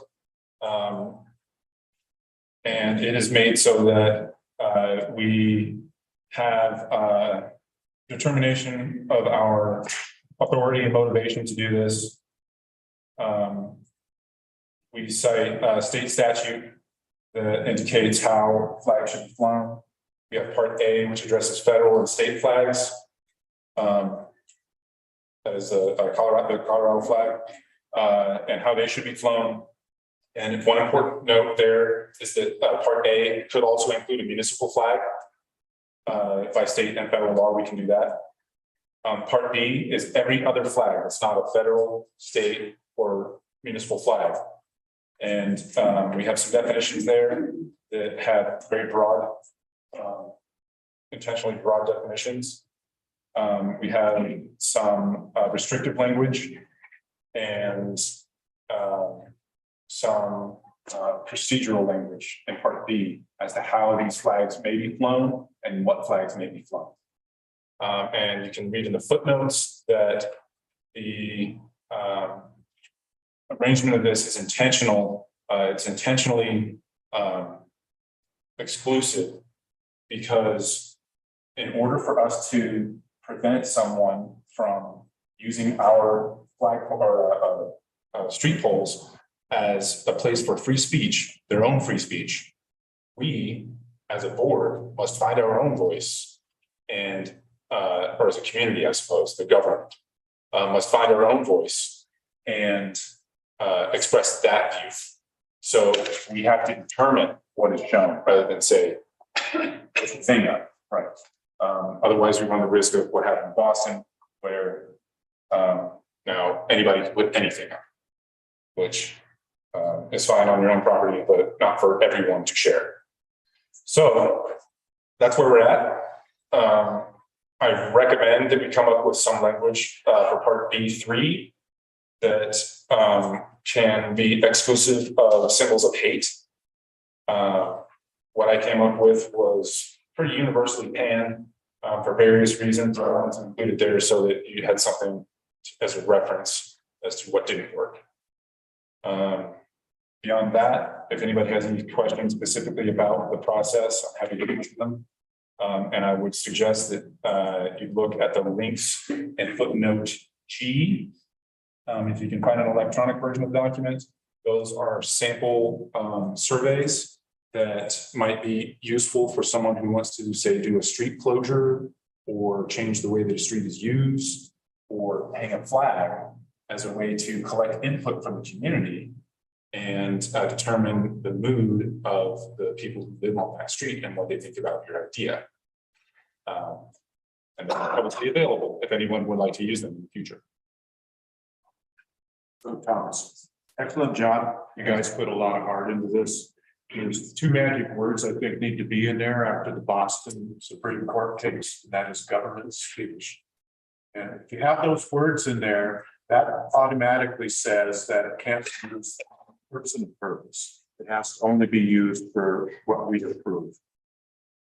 After the Supreme Court case, a lot of other municipalities went in and started editing their flag policy to get that. Personally, I probably would have done it more restrictive. I think you noticed that at the original meeting that kicked this off, I made the motion to just put up the US flag and the Colorado flag. I realized that that was restrictive, but I just wanted to start from that. And I still think it should just be the US flag, Colorado flag, flags expressing official federal, not the months you have in there, and seasonal or school banners. Those were the I thought would not allow somebody to put up something that would be offensive to the community in general. Good job, guys. Anything else from the board? In fairness to a lot of the public input, well, I'll try to define a lot, probably about 20% of the people in the public meetings we had mentioned using the National Heritage Funds. Those are, this particular list is from US State Department, and what distinguishes this list is that they all have a presidential or congressional proclamation filed in the National Archives or something like that. And it is a sort of an official list of ceremonial or what was our term? Ceremonial and commemorative, I guess, special occasion. So it isn't particularly an amendment or an addition to our proposed language. It's just there because that represents a comment, a very widely contributed comment in the public meetings. And it does give us a template. It's still very limiting, but allows for more display. Yeah, Tom. If it's all right, Gwen, I just want to also mention how many emails we got pro and con, but a lot of emails of late. People saying, this is a public place. People want to express their views, they can do it on their private property, they can say whatever they want. So I want to express that. The other, for me, I first want to say the town of Paonia is not a social billboard. This is not our job to put up flags on our public property. It's not a right, it's a nicety, but I think we have to be very careful. So to me, there's several pieces here, and let me go through the first one. Again, I want to clearly say those light poles are not ours. They belong to DMEA. We can only use them for a town purpose, using appropriate safety codes, including the company's safety regulations. So first and foremost, no citizen can be putting up anything on those posts, especially what happened with the gay pride flags. That was the most unsafe condition ever. Insurance does not fix that. We may not have citizens doing anything on those poles or on town property. We take the risk for all of that. So that's my first concern. And my second, right now with the vote that just went, I would make a motion that the only thing that goes on the light poles are the Creative Coalition banners. End of story, nothing else. That's all you need on these light poles. It'll be beautiful. End of story. We approved it. We put them up. We're done. As far as the only other place that any flags can be flown is in the sidewalk, holes in the sidewalk. So here's my other thing. The Supreme Court said, if you do not clearly prescribe what can be put up on public property, you are going to be sued when you say no to someone that you don't like. That's what happened in Boston. Boston no longer flies anything on that third flagpole that comes from anyone but American flag, Massachusetts. So we have to be so careful that, in my opinion, we only say yes to what goes on public property. We don't have a list of no's. We don't have a subjective list. I'm sorry, you all worked on this, and I know so many citizens put in there, but it is a slippery slope to say we will not put up flags of a religious movement. Good God, what does that mean? That is so subjective. We do that, we are going to get sued. And a political party or candidate, again, political party is subjective. The Nazis could say they're a political party, yes, or not. Anyway, we have to be so prescriptive. We are a little town. We are 7 people who volunteer here. We have very few staff. We cannot take the kind of time to go through everything somebody wants to put on the public streets for the public light poles. So I go back to either we only allow, again, I'll make a motion on the lamp posts after everybody's had a chance to speak. For the holes in the street, those either are dedicated to the US flag and the Colorado flag only, or I say fill in those holes and no more displays on public property. Thank you. Okay. Yeah, Mr. Stoll. Yes, first I want to thank Thomas and John for the work they put in on this. I know it was a tremendous amount of effort, and I think you guys did an excellent job in your whole presentation and in this suggestion. I really do support what you guys did. You've thought this thing through over and over again. I don't think that we need to add much or subtract much from this. And that's all. Thank you. Thank you. Anyone else? Yeah, Mr. Page. One thing that concerns me is as a political body, we're deciding what is put up, what's not put up. But a bigger concern is what's happened in these meetings, what's happened in each of our citizens. What concerns me is the issue itself has created a division in our community. And what I don't see is people from one side seeking out someone from the other side and just asking the question, how did you get there? Trying to understand the other side of the community. That's what really disappointed me, that I didn't see that happening. And so anything in this thing, anything in your work, which I applaud, number of hours and the time you spent with the public was fantastic. But anything where we have to pick winners and losers as a board, I think it's fraught with issues, because as soon as we say no to something, I agree with Paige on that. As soon as we say no to something, then we run into trouble. We run into a potential lawsuit. I'm looking for more guidance from the two of you about those concerns. But my number one thing is how it's divided us as a community. And it brings me to tears. Yeah. You don't need to be upset about it. I think if you'd attended, yeah, it's okay. I think if you'd attended, I'm sorry you feel that way. Or if you could have attended, there's no way for you to have done so. But I think what you might have seen is that that division existed for a long time, and it exists across our entire nation. It's here before. And what has happened is that we've begun a discussion that has brought people from both sides of the issue together and done so in a way that's not confrontational, because none of these people were ever speaking to each other really in the meeting. They were speaking to us, right? So we tried to, and it worked fantastically. And I got excellent feedback from everybody who participated. They had pretty much, well, there was like maybe one guy, but across the board, it was very, very well received and very productive, I think. As far as creating conversations that maybe would have been difficult to have started otherwise, or you would never have happened. So I think it's really maybe exact opposite of what you fear. I think it's probably just having that conversation regarding specific concerns. If you want to prevent any sort of contention, the way that this is put together, Part B can stand alone and be removed entirely. And then what we have is a policy about how the US and Colorado flags are to be flown. And everything else is denied. So that is an option. And I structured it like that specifically to because of those concerns that were brought up by the public as well.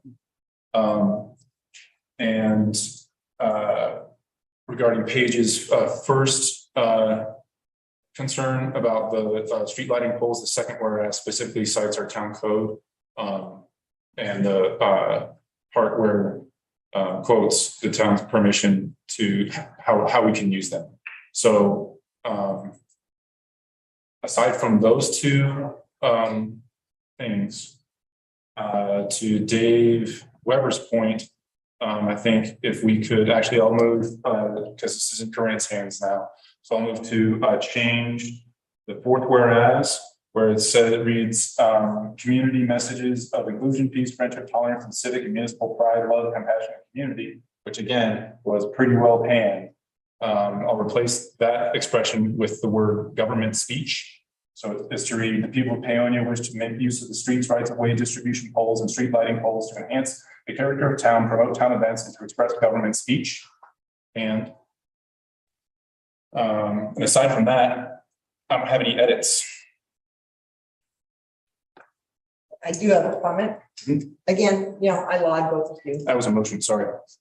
Oh, I didn't sound like a motion. Yeah. The motion was to modify that paragraph. Sorry. Just for the government. Yeah, it's gonna be the inclusions. Okay, I'll second that. Yeah. Okay, so we're changing, okay. Yeah. All right. So we have a motion. Place and a government second. speech. Any, Right. yeah, any discussion from the board? Sure. Yeah. I can clarify what government speech. What happened was that, unless you restrict it to the government having control of it, this is what occurred to Boston. Then anybody, it's free for all. So by saying that the flags display is government speech allows us to keep control. That's the essence. Mr. Knudsen? So if I'm interpreting this, that means that this board or future boards will be deciding any in the future. I don't think that this policy asks for trustee approval or any flags. Is that correct? Did I miss that? Part B does. And part B? Amend the motion. That's So we can make it- Well, no, the motion, yeah, the motion was to change that Whereas. language. one paragraph. Yeah, the fourth whereas to add government speech, replace government speech. So if I'm correct, what we're gonna do is kind of work our way through this, changing things as we go. However you want to go. So my comment is, I have a question about town events. So does that include Cherry Days, the BMW Rally, the Mountain Harvest Festival? Yeah, we really need to define that, because, I mean, the wine events, they have been using the banner across 30 grand to promote those kind of events. Is that now going to be prohibited in this? That language promote town events was borrowed, as I recall, from the San Jose originals that promotes citywide events or something like that. But yeah, well, basically, if we adopt it as it is, part B, right? Yeah, any non-US, non-Colorado flag would fall under that purview. So without part B, then yeah, other like basically anything other than the Colorado and US flag or municipal flag. Conceivably, wouldn't be flown. If you eliminate B. Right. I'm comfortable with part B as long as there's a ability to edit flags, which you have in there. Part 2 and B2. I'm cool with it. So a special occasion flag could be the wine tasting events, something like that. Yeah, special occasion flag means a flag, banner, or display associated with an event or occasion of the nation, state, town, country, or region. So basically, anything that's gonna happen. Can't be there. Yeah. Otherwise, you risk outlawing the banners from the creative coalition, actually. Yeah, because, absolutely. I couldn't possibly do that. Yeah, so, yeah, I agree that maybe number 3 under B should be taken away. And just eliminate the flag, Yeah. We are not going to forbid flags of a religious movement. We're not going to forbid political party or candidate. And also, if we're talking about all the DMEA polls, we have polls all over town that people post everything, lost cats, yard sales, everything else. And if we're going to look at that, then are we going to forbid our citizens from posting their missing cat on a DMEA flagpole? Actually, historically, it already is. It's not a town, just put up your pants. That's how we learned about the water sales signs. Yeah. I mean, so that's no different. If we don't change this, people aren't supposed to be doing that. It's not a town purpose. They shouldn't be doing it, but who's gonna say? I thought we were gonna send the police around. But here, let me have you just think about B2. On completion of part B1 above, the Board of Trustees will determine by simple motion whether and when a ceremonial, commemorative, or special occasion flag is to be displayed. What is a special occasion? That's defined about. Special occasion flag is defined. This policy means the flag, banner, or display associated with an event or a nation, state, town, county, or region. Wait a minute, where were you reading? Center B is under the definitions.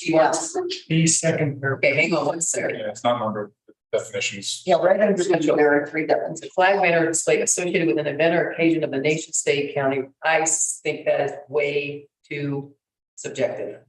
Way too subjective. Really broad. That, Yeah. yes, way too broad. no set of trustees should have to become judge and jury about what's gonna be put on public property, and that's what that looks like to me. We kind of end up being judge and jury over weight. I mean, like, No, B will get sued if this is way too broad. You are asking, anyway, I think it's crazy to leave that in there. yeah, like the definitions are intentionally broad, so that it applies across, that's footnote E. It applies across whatever somebody brings. We don't want somebody to come up with like a holiday display for something that they're like, well, technically it's outside of your definition, so that process doesn't apply to it. Right. Say that again. So like if somebody brings something that's not a banner or a flag or is celebrating something that's very, if you have a very narrow definition, then there are things that might apply. Like somebody could, the law might not apply if the definition doesn't apply to the display. So the definition of the display is broad, so that the law applies broadly. The broadness is what's gonna get us sued. Mr. Stelter. And I think, Yeah, Mr. Stelter.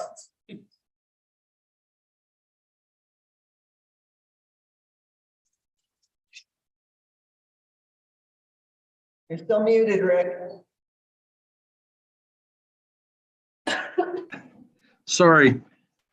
Anybody with $85 in a grudge can sue. So if we're gonna get sued and we have a solid basis, and we do, there's not gonna be, it won't go anywhere. So I suggest that we stop worrying about being sued and we just go ahead with this. if I may, the Supreme Court is clear. The town of Boston had to back off. Believe me, we do not want to toy with the Supreme Court's decision. The language in here is toying with the Supreme Court's decision, and All right, so Anyway. we're way off topic. The board, actually, the motion is the whereas, to change the language in the whereas. So let's go ahead and deal with that motion, and then we can look at other pieces of this. So right now, the motion is to change the language to the people of Paonia wish to make use of the streets right of ways. That right one, distribution poles and street lighting to enhance character of town, promote government events and government speech. Correct? Yeah, All right, our town events and to express government speech. okay. Anything else from the board on this? I would like to add in to the second whereas, Well, no, we're dealing with Okay. whereas number 4 right now. so I can make a new one. Yeah, so Okay. you can make it. Sorry. All right, anything from the public on changing the language in whereas number 4? Sure. Whereas the people of Paonia wish to make use of the streets, right of ways, distribution poles and street lighting poles to enhance the character of the town, promote town events and government speech. To express government. Express is important. Yeah, to express government speech. Did it say? Oh, it had a lot of other stuff to express community messages of inclusion, peace, friendship, tolerance, civic and municipal pride, love, compassion. Yes. Okay, Ms. Watson. I take issue with the phrase, the people of Paonia, because I don't agree. All right, If you want to say the town. But the people of Paonia, I think you're forcing me to be one of these people that apparently agrees with this, and I really don't agree. I don't want to see that poles made use of. I think there's too much clutter.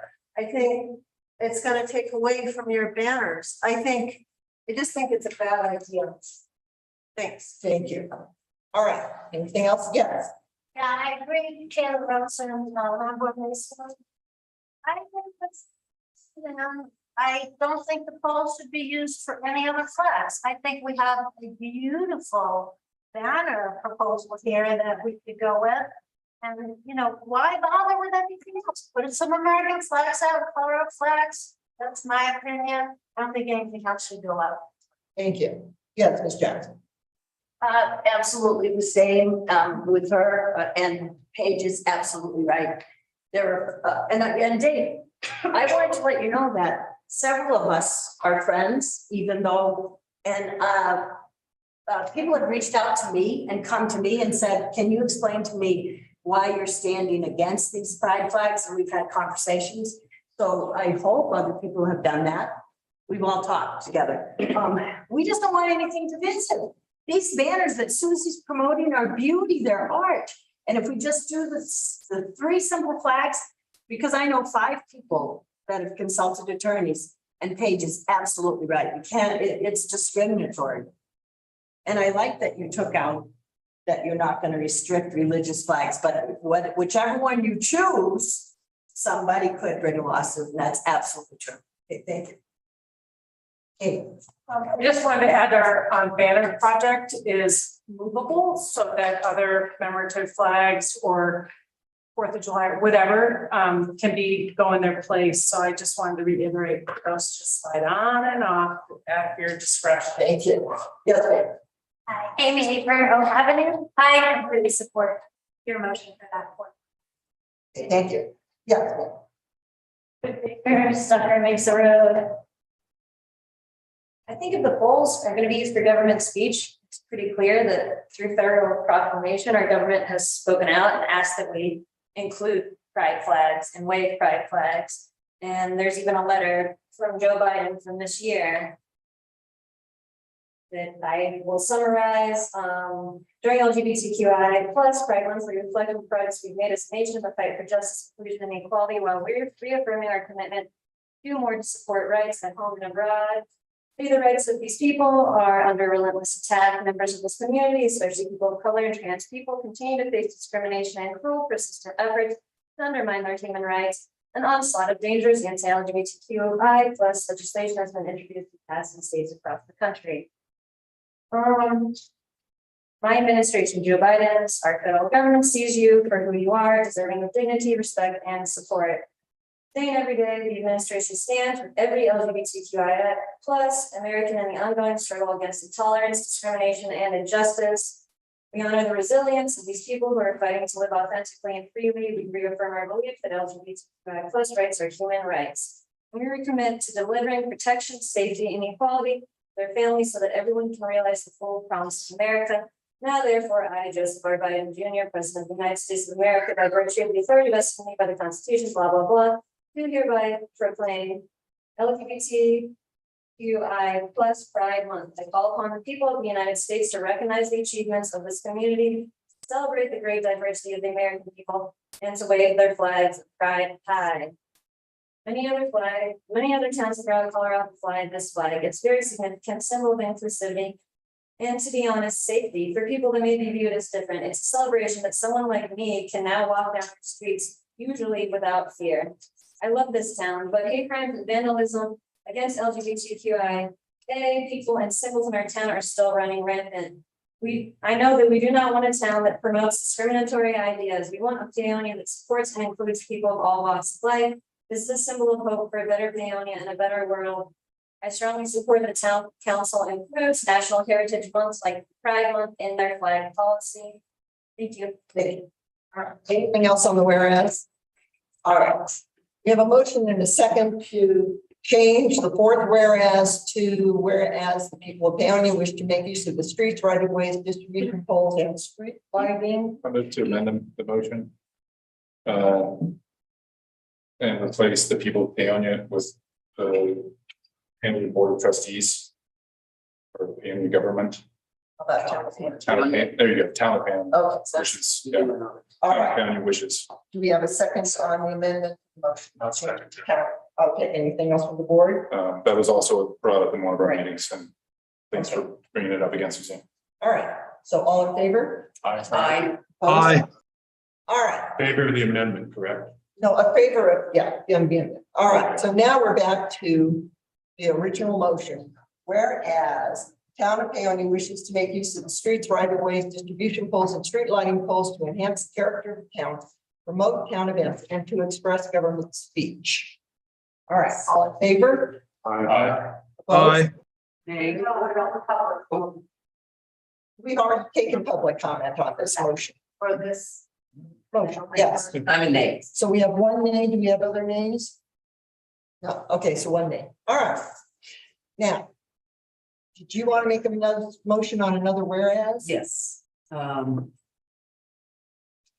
wanted the second whereas to fully provide the language that is in 52-340, because I think it's important to add, it says with appropriate safety codes, comma, including the company's safety regulations, including the DMEA's safety regulations, is what they require, and I think it's important to put that in there. So you want to add I would like- DMEA's, Yep, and let's see, after safety codes, comma, get rid of the semicolon and, including the DMEA's safety regulations. okay. Oh, and actually we have, yep, it's above, so we can use DMEA. It's already been, Okay. and whereas, Okay, thank you. all right, do I have a second on that? I'll second that. All right, any discussion from the board? Do we already have an ordinance that specifies that when we got permission to use the? I was reading from the. You're reading from it? Okay. Anything else from the board? Okay, anything else from the public to add DMEA's safety code. regulations to the second whereas? Are you going to take out then the people of Paonia and put the town of Paonia? Yes. Already done. Okay, all in favor? Aye. Opposed? All right, that motion passes. Any other? Yes, Dave. I'd like to make a humorous note that Karen Budinger was illegally elected several years ago and she posted all her campaign signs on. But Brett, what's back there? You can't go back. I'd like to do a recall. All right, so did we want to, somebody wanted to make a motion to take out number 3 under B. Which is that? And that's the one that prohibits flags for religious movements. Which are clearly not there. I believe that was taken from the suggested ordinance from the citizens. I don't know, I feel like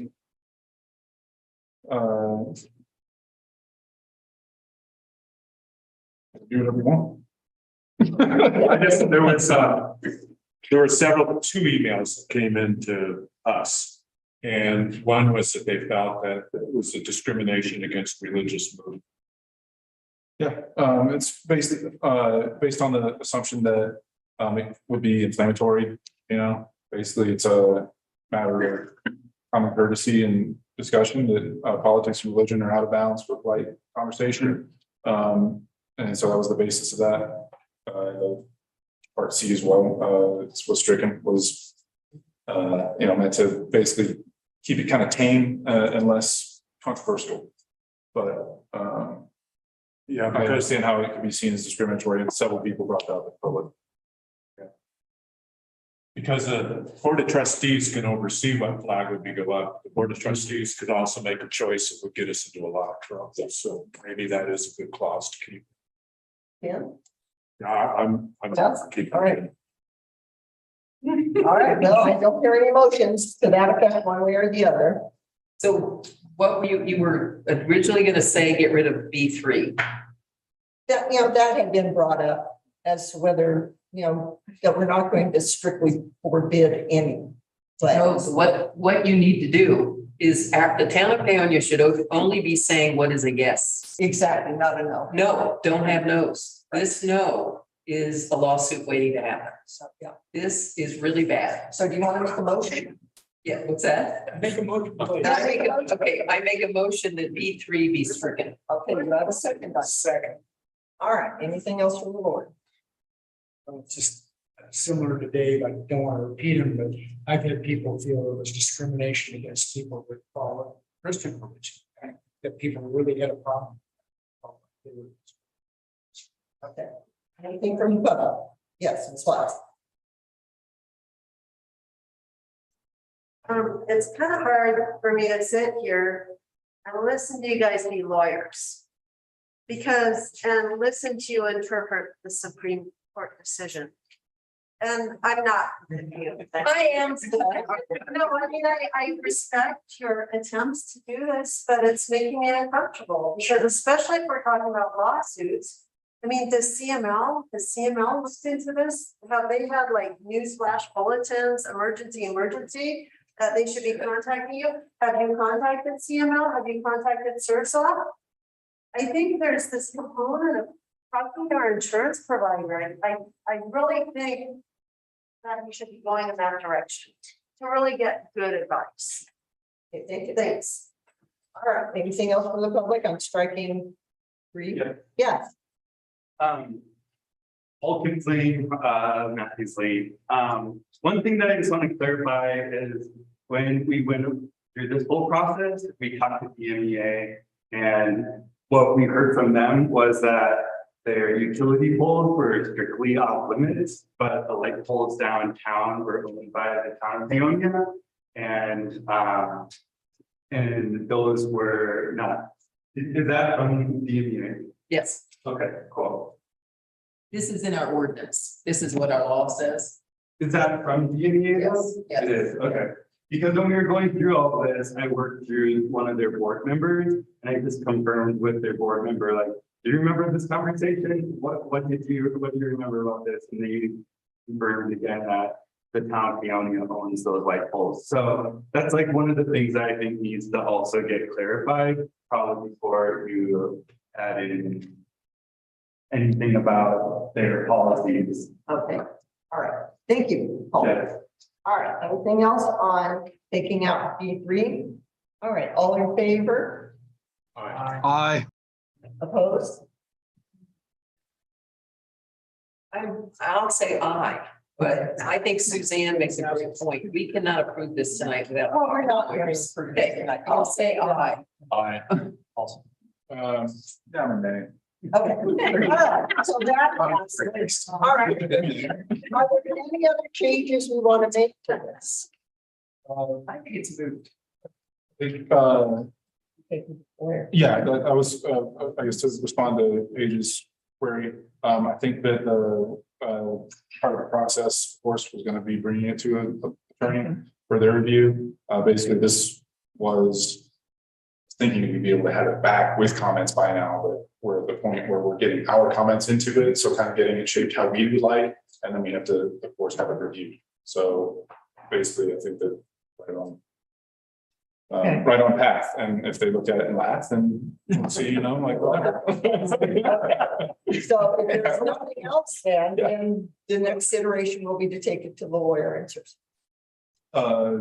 It's probably wise to review that, just the structure of it, because I just, I didn't copy and paste this from anywhere else. I typed it up. So there might be important language that's missing as far as the structure of a resolution. The lawyer. Okay, well, I'm saying you can save some lawyer time if we do it first. Well, I can't. Our clerk could. I don't know. I mean, can we get free advice from CERSA? I don't know if the service is going to tell us. I don't think. CML would be the place you. Well, I mean, we should go for free advice with what we have. Yes. CML is in support and under the statement of equity and diversity and inclusion. There's also the addition. I'm happy to forward to. Yeah. Well, Corinne, Yes, would this be appropriate to run by CERSA? I'm happy to ask. Yes. Okay, so we can run it by CERSA. And then, if somebody wants to research how to put this in the correct form, that's fine. All right. Are we done with this? Can I just make one We more? need a motion. They're asking a question. I don't know. We've already commented. I just have a question about. Okay, well, let Ms. Jackson go first. So are we taking out the excluding religion thing? Yes. I just had a quick question about our ability to curate flags. I wanted to know why, I mean, I guess I'm wondering, when we do have flags half staff like we currently do in Fullest Park, is there a place we can go to find out why? Yes, tell 10 foot. You know what, yeah, so I mean, it's online. Okay, where else? No, there's multiple, it's done, we Well, I received know- those resolutions from the state and federal. So why is that flags out? There was a passing, and I will tell you All right, well. Because I thought we're moving on to topic. What I'm saying is, I think it needed to be raised up after the night. All right, but that's And not, what I'm saying is, we do not have the capacity to curate flags. I'm very worried that we're getting a little bit too deep. thanks. All right, let's move on to presentation of the budget meetings and deadlines calendar for 2023. It is included in the packet. Does the board have any comments about this or questions about it? Yeah, Cindy, awesome job.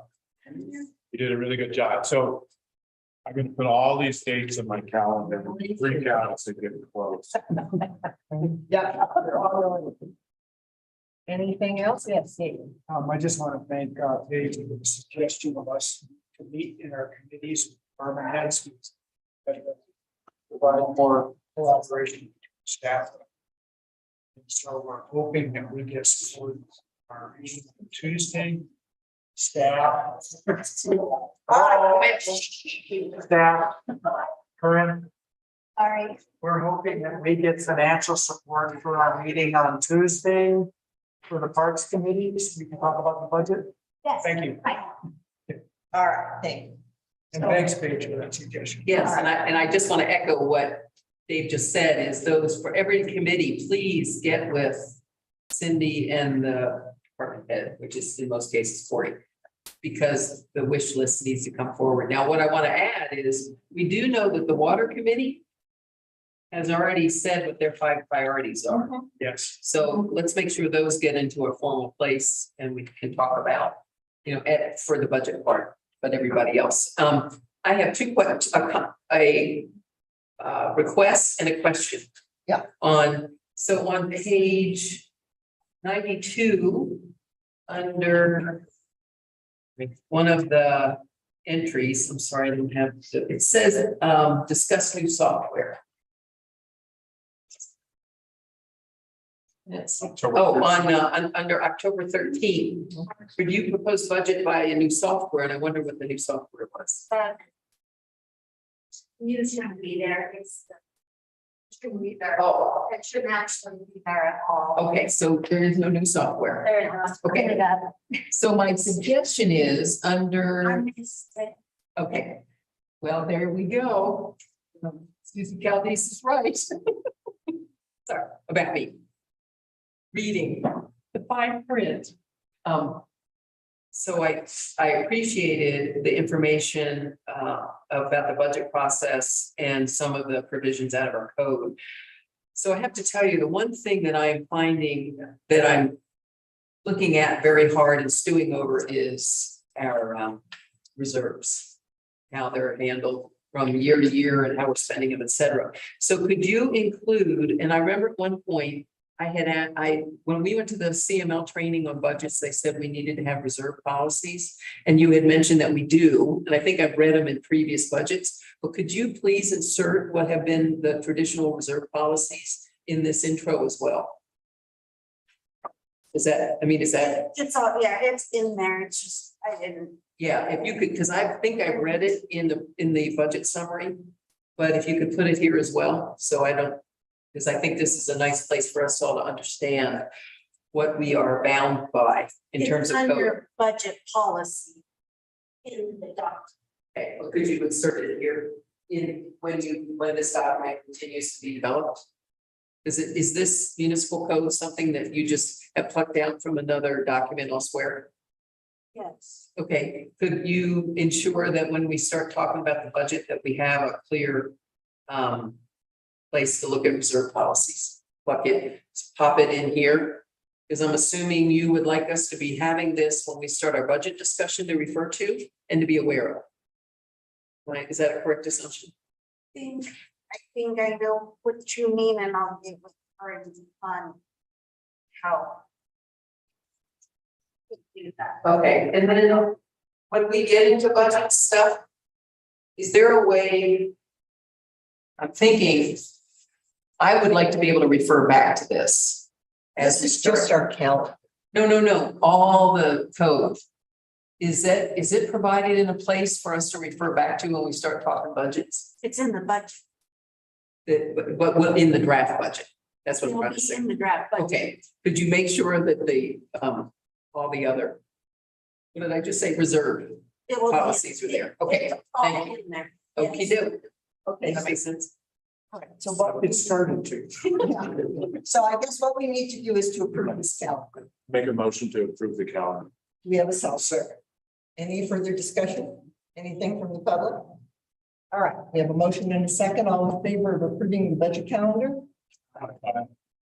Opposed? All right, that is done. All right, Thanks, Cindy. all right. So we have the request for proposal town administrator recruitment firm, Mr. Knudsen.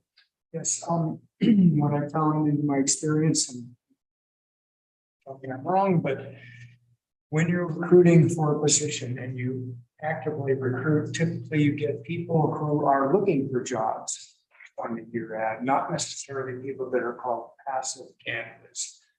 Really effective recruitment is done when you have a recruiter working on your behalf, who's calling around and pounding the pavement, trying to find candidates who may not know about your opening because they don't always look at the job postings and they're kind of happy in their job, but they've never considered. So typically a recruiter might call someone up and say, you know, anyone who's looking for a town administrator, do you know of any? And the person would say, well, tell me more about it. And it starts piquing that interest in getting that network going. It's easier. Certainly, we as board members can't be doing that. But this would really enhance the ability to get a top-notch person as the town administrator. There's really two things that are really important. For me, I want to see the town following best practices, using the recruiter for executive positions as best practices. Second thing, I think we all want a really well-run town. And so this is a really important decision where I want to make sure we have the very best pool of candidates that we can get. It's going to cost us money to hire a recruiter, of course, and I know there's a lot of flack about previous searches when we use that, but I think it's worth the bang for the buck. So I'd like to make a motion that we put out an RFP for an executive recruiter to help us recruit for the town administrator. Do I have a second? Second. Further discussion? You know, we spent $30,000 on a recruiter to get a chief of police, and I actually don't think that money was well spent. 10 years ago, when Cindy was hired, there was 3 people involved in the hiring process, and that was myself, the town clerk, Barb Peterson, and a lady from DOLA actually acted as a recruiter and was incredible. She really helped us do it. It cost us nothing. She gave us all of her time. I think we should maybe look there before we go out and dump a whole bunch of money on some professional recruitment. Anything else? Yes. Yeah, so I wanted to share with everyone that I have been in conversation with Steve Berwick, who was the Aspen administrator for 19 years, and he lives on Pitkin Mesa. And I've been talking to him a bit about our administrator position and asking him some budget questions too, honestly. And he has offered his services as well as Bill Crank, who was the Sibu administrator, now lives in Hotchkiss, because he said he and I have done this, you know, are very well versed at finding administrators and knowing how to, he said, you know, interview them, look through the resumes that come in. The one thing I didn't ask of him was if they had insight into where we could do more advertising besides the normal CML, ICMA, other surrounding states. I have not asked that question, but Steve said he's willing to help us for free for any, and I know you get what you pay for, but I have confidence in this gentleman. I don't know Bill Crank, but apparently he was an interim. He was pretty good. He was good. So they both have a lot of experience and are willing to help us in any way they can. The one thing that Steve suggested is that they and maybe a townsperson, and I'd like to say maybe one trustee could review the resumes as they come in and do the initial culling. And they could help us with and interview questions and give us really good guidance on how to conduct the interviews, you know, whether it's the whole trustees. And one of the things that people need to understand is that when we are looking for an executive, the people that apply initially, that is all private information. You cannot share who's applied, you cannot share any of their information. But when any of those folks become finalists, it must be public information. It actually has to be published 10 days before they are offered the position. So there's that, that the fact that we can't share when those folks come in. So I'm bringing this up because they have offered to help. I've never met Bill Crank, but John and I could sit down with both gentlemen and really hash out how they could help us. And exactly when do you get the whole committee involved? Obviously, the whole committee is involved during the public process, including the public. When you've chosen the finalists and you start whatever interview process, but they could help us with that as well. So the only thing I wanted to say is I think it's a pretty wonderful opportunity and expertise being offered. But in terms of if there's a hybrid, so Dave is concerned that folks may not know that we have a position out there because they don't look at this webpage. Is there a hybrid where we could hire a headhunter to do nothing to get the word out? And the resumes still come to either me or Steve Orwick. But we don't have that headhunter do any of the work other than get the word out. They don't do any of the resume looking, they don't do any interviews, they don't do anything. So that would be kind of a hybrid approach. Actually, I like that. I was not aware of that kind of model. So you notice my motion was an RFP for an exec. Now, what we can do is write the RFP very narrowly and see what bites we get. And also I would respect both of their opinions if they would review the RFPs that do come in, if we get any. Because if we narrow it a lot of recruiters make their money on the back end process. You're right about that. I think we have the expertise to handle screening, what proper procedures we want to put the finalists through to get an idea of their expertise and stuff. And with their help, we could probably do a really good job of that. The main thing we want from them is build that pool. So I don't think I have to amend my motion because it's too much in the weeds to say exactly what it is. But I'd be willing to work with Corinne on the wording of the RFP and getting it narrowed down so that it's mostly that finding us the pool and building the candidate. Because that's what I'm after. I want the highest quality people possibly can apply for the job. And that would certainly cut fees down quite a bit. Because a lot of time I spent on that back end. The front end, I'd like them to focus on that front end, not the back end. So the schedule that I'm seeing right now, search schedule shows accepting applications through September 16th. And application review the following week. Yeah, I was gonna ask, are we sticking with that? Honestly, I don't know where you guys are in the process. Pull that out of thin air. Okay, Yeah. so. So, my concern is with timing, basically.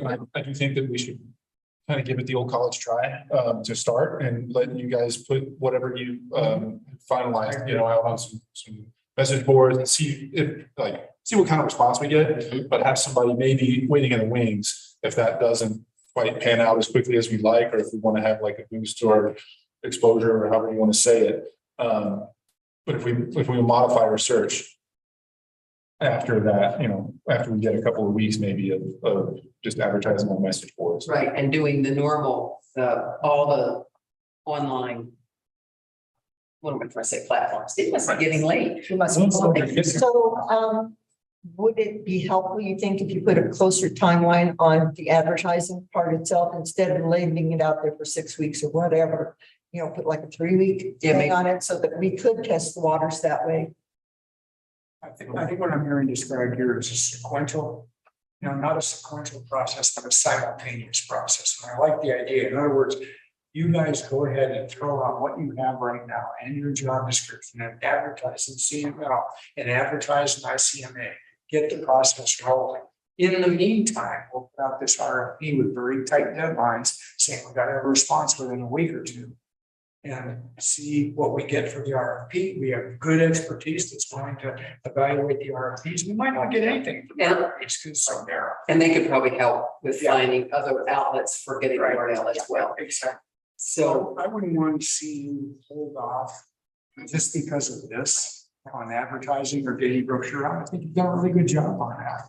I would suggest though that the salary range be looked at because it's very narrow. It's like 5%. It doesn't give us much wiggle room. And you're pretty much bound by what you put out there. So I was suggesting that we start at like 80 or 85 and go up to what you think is a reasonable top end.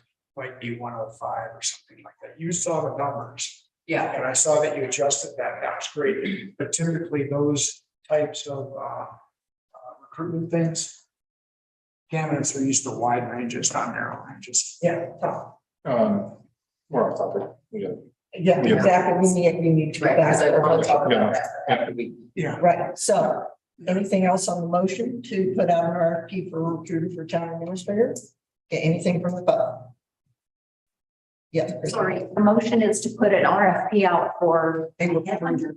Yes. Yeah, and a modified version, one that would just get the word out. Yeah, I think in a way that's sort of just absolutely unnecessary. You've done a spectacular job on this RFP. And I think you have Steve Barwick, who say 19 years in estimate. That's testament right there. Who has 19 years longevity in a job like that, in a town like that.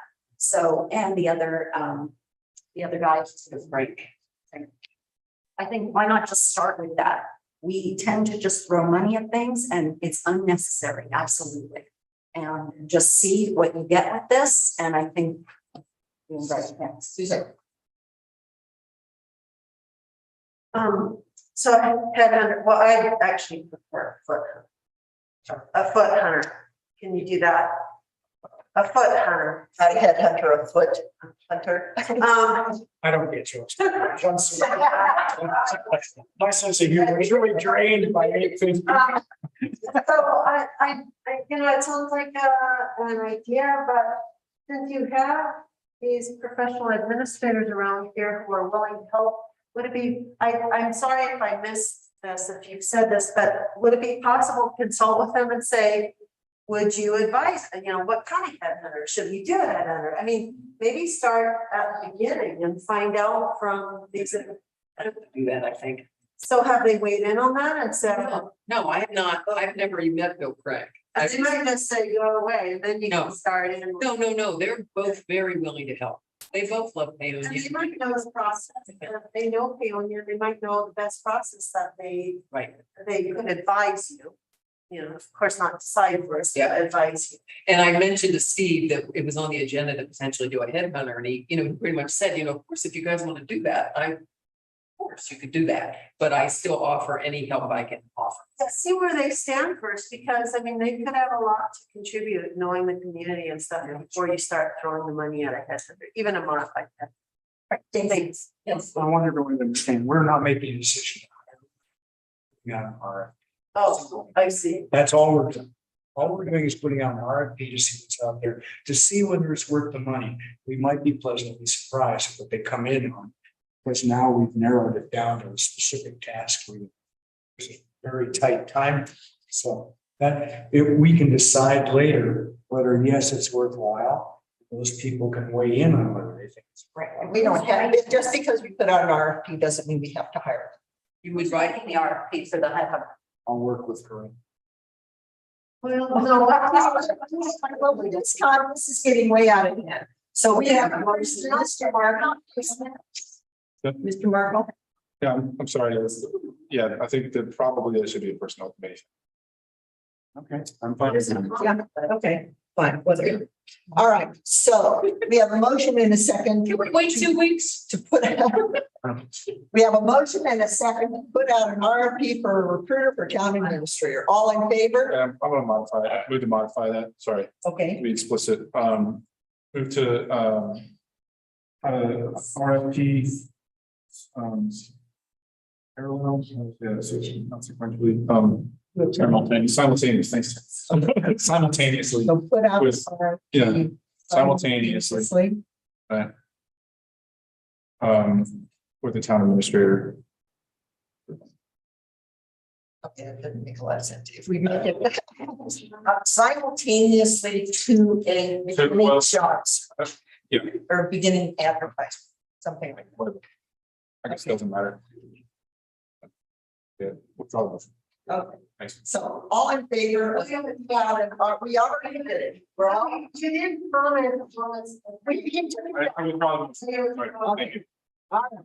We have a motion to put out an RFP for a recruiter for the town administrator. All in favor? Nay. Aye. Mr. Stelter? Said I. He said aye. I'll come back here again. What did you say, John? We have aye, Stelter is aye. 2 nays. 2 nays? Man. No, we have 3 nays. 3 nays. Okay, you get this name. I missed it. Well, it's not gonna cost us. Well, anything. I'm gonna vote aye. But we can go ahead and start this. So that means John and I have to do this too. No. That's why I'm saying. Well, You thought it was done? yeah, all right, so we're moving Hey, on. I just want to say, you guys did a great job on the job description. It shows the power of the Okay. committees. So we need to look at any changes that the board wants to make to this job description. We already have Dave's suggestion that we widen the salary range. Could you give me some numbers? That's it. 85 and 75. Is that too wide? No, Really? no, because if you Okay. get someone who's just really entry level, but they've got a lot of potential, you would want to pay them a whole lot. 85 to 105? I'm just writing this down. Okay, thanks, just so I have it. I think it's those numbers from the CML survey right here. Yeah, The average salary was, 96 something. Is that the one from 2021, Dave? these were, no, this is the current year. See, I don't have a current year. Can I look over your shoulders? Sure. What I have is the one you had. Oh, no, actually, these are the, I don't have the place. You know what I know. Oh, Yeah. All right, is there anything else you want to change on this aside from the salary?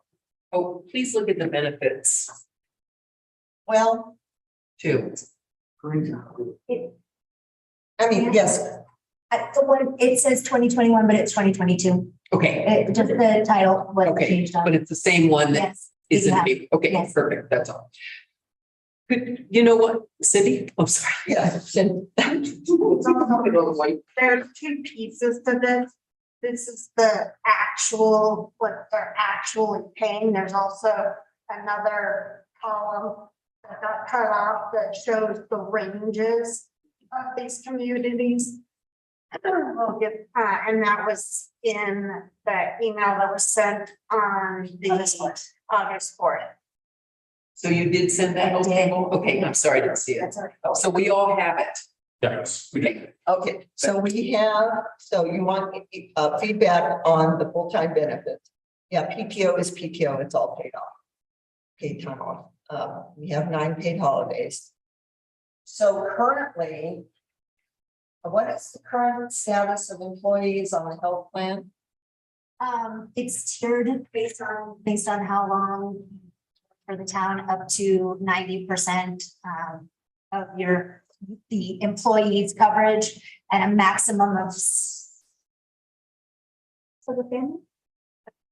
After that for 6 years. It's 9 for the family straight. Oh, apologies. When you start year 6, it's 90% of your individual or family. But it's tiered up to year 6. and I took all that as proposed. And I negotiated 95% of my insurance only. Can I ask Corinne to elaborate on something you said in an email, which was there was a part of the problem with the embezzlement had to do with the employee.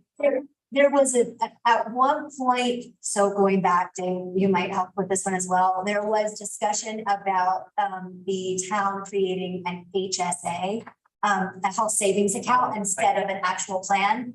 And so funds were supposed to be put into an HSA that employees could draft out of. And the first time an employee tried to do that, there were no funds. Not a good thing, so. Also, I had trouble, I tried to implement that way back when on the personnel committee, and banks really weren't interested in handling it at all. And it's changed, but still, it's, but health insurance is guaranteed more or less, whereas an HSA is not. But this proposal, whatever we all decide on is not 100%, I get exactly what you're saying about the ASA. So, yeah, I would like everybody to look at this and I was just, John and I talked about possibly making the dental and the vision benefit for the administrator, not optional. Just, and then the Affleck was so confusing to me. I just didn't know if I mean, I don't know how to put that in here. You know, I don't know how you describe what Affleck is. So that's the only reason I took it out. Well, if you don't have an Aflac policy for the town, do we? Yeah. Yeah, but So athletic drafts from, you participate in drafts from your paycheck. It's optional, you don't have to take it, but it's basically operates similar to a gap insurance coverage, so something that's not covered, Aflac may provide additional coverage, including time off. and it's a wonderful benefit. How do you just, how would, anyway, if somebody You could can get give where you can get where you. Yeah, Okay, first of all, for an executive position, Aflac's almost right there. It's. It's not important at that level. I would take it off because this is typically for an hourly employee that can afford the family medical and he tries to or she tries to supplement that. The second thing is 100% of employee and family premium paid. I think that just attracts candidates because it's a generous thing. So that might be worthwhile putting in. I think we're getting 95 to Corinne right now. I know she would prone to be saying this, but the reality is we're trying to attract candidates here. You make a statement like that. It's pretty so what do you generous. think about the dental and the vision then? Instead of making them optional, make them. They are optional and they would stay optional. Okay, Those are self-select plans. yeah. So they typically aren't a very good deal because. Especially bills. So I wouldn't even mention those guys. You know, Should I take out anything just else? say optional plans above the basic. Above these benefits are. Yeah. $10. Okay. Okay, anything else that you think we need feedback on for this? No, John. John? Yeah, Tom? Yeah, you might want to, made some suggestions regarding the pamphlet. And if Yeah, it were we're gonna do- more about, like the structure of it, of the message. And I think that it might be a good idea to review the message here. Because what we're starting off with is a job summary. And you're looking at the template now? No, Oh. looking at the job description. Okay, sorry. What I'm saying is I did this for the pamphlet. Mhm. I think the pamphlet considered this, but I didn't for this was just like more technical, like spelling and whatnot. So for the job description, if we revise the maybe just the order of the message to be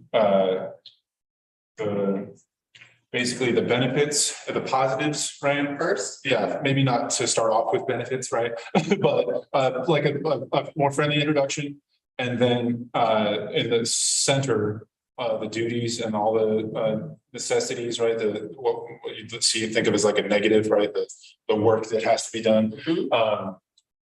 One should be ordered probably based on our priorities. So that what we find is most important is at the top. And then also put the boring stuff in the middle. If you start strong, middle, yes, like put the junk in the middle and then finish strong in your message. It's just the way that people read things. You start off and then you skip. And you're looking primarily at functions, duties, and responsibilities. Is that? The things that we need from them, should be one in the middle. And the most difficult and arduous and repetitive parts of it, again, should be in the middle. Basically, put the good bits on the outside of the message. So I guess I'm not quite sure how to do that. Finish it up with the benefits is good. I like the structure of that towards the end and taking. I lost my page, right? Yeah, taking maybe a more friendly approach to an introduction before you jump into what they owe us. Okay. You have any examples like that? Well, I mean, you can borrow it from the brochure, like just a blurb about the town. Okay. Oh, I see what you're saying. Yeah, before you jump into like, Okay. this is what you got to do. See, we were thinking the two would go together, which is why we made the brochure more friendly and pretty. Yeah, that's probably, But probably definitely where most of that message should go. yeah, I just like to see something a little bit more just fluff it up a little. Like just more friendly in an introduction. Hey, John, you are. Prioritize based on it. You know. I'm used to revisit the. Yeah, I mean, and if you want me to, I can revise, I can take this and make what I think might. Oh, that'd be good. Yeah. You would. I'll take You it. sound like you know a lot more. Yeah, I'll give it, I'll give it a little more thought, see if I can come up with a better. We would not turn that down. Yeah, yeah, if that's okay, I don't know about how the committee, like how crisscrossy we're gonna get in this thing. Oh, I don't know. I, Just give them to them and then they. yeah, I welcome your input. And then Thomas had made some really good suggestions on the flyer, but we wanted to wait till we saw what happened with this. And then those were really good suggestions and I found some just add in there to fluff up Aonian. So Well, it's the meat. it's the meat, but it's. That's the good stuff. It's good stuff. All right, anything else? I think if you all see, you saw the red line and you don't have anything else, John and I can see what Thomas would like to share with us. Okay, and then if you could make a new timeline now. Yes, and I think what I'll do is I sent a copy of this to Steve. And he didn't reply, but I might get on the phone with him and ask him more about the timeline. And I can ask him about more places to send it. And I could do an information sharing and tell you other places he thought would be good over and above the standard. Well, if you would do that in writing instead of. That's what I mean. Yeah. I could do an information sharing email, have Corinne share it, so you can see that maybe we don't need an RFP, but we'll see. Well, RFPs. But I'm gonna concentrate on this first. All right, good. All right, anything else? All right, if not, let's move on to tier 2 grants and state revolving funds. You have my analysis. And I spoke with Desi Centuri and Sean from CDPHE. So one was from DOLA, one was from CDPHE. I also talked to Brandon Bear today about the cost of adding another tank, because the proposal that's in here, my original thought was, and this is the feedback we got from DOLA, is if you're gonna do an SRF loan, get a big one Yeah, go for it. and really go for it. So I talked with Brandon about doing a second tank up at the 2 million gallon. And he recently quoted Mancus figures on 2 million gallon tanks, and they were, so a welded steel tank would be between $5,200,000 and $7,560,000. A glass line tank, 2 million, 5,300,000. Say it again. 5,300,000. So we do have space up at the 2 million gallon tank at the Lamborn plant to put another tank on. Cindy has told me that it was originally engineered to have a second 2 million gallon tank up there. So we already have engineered.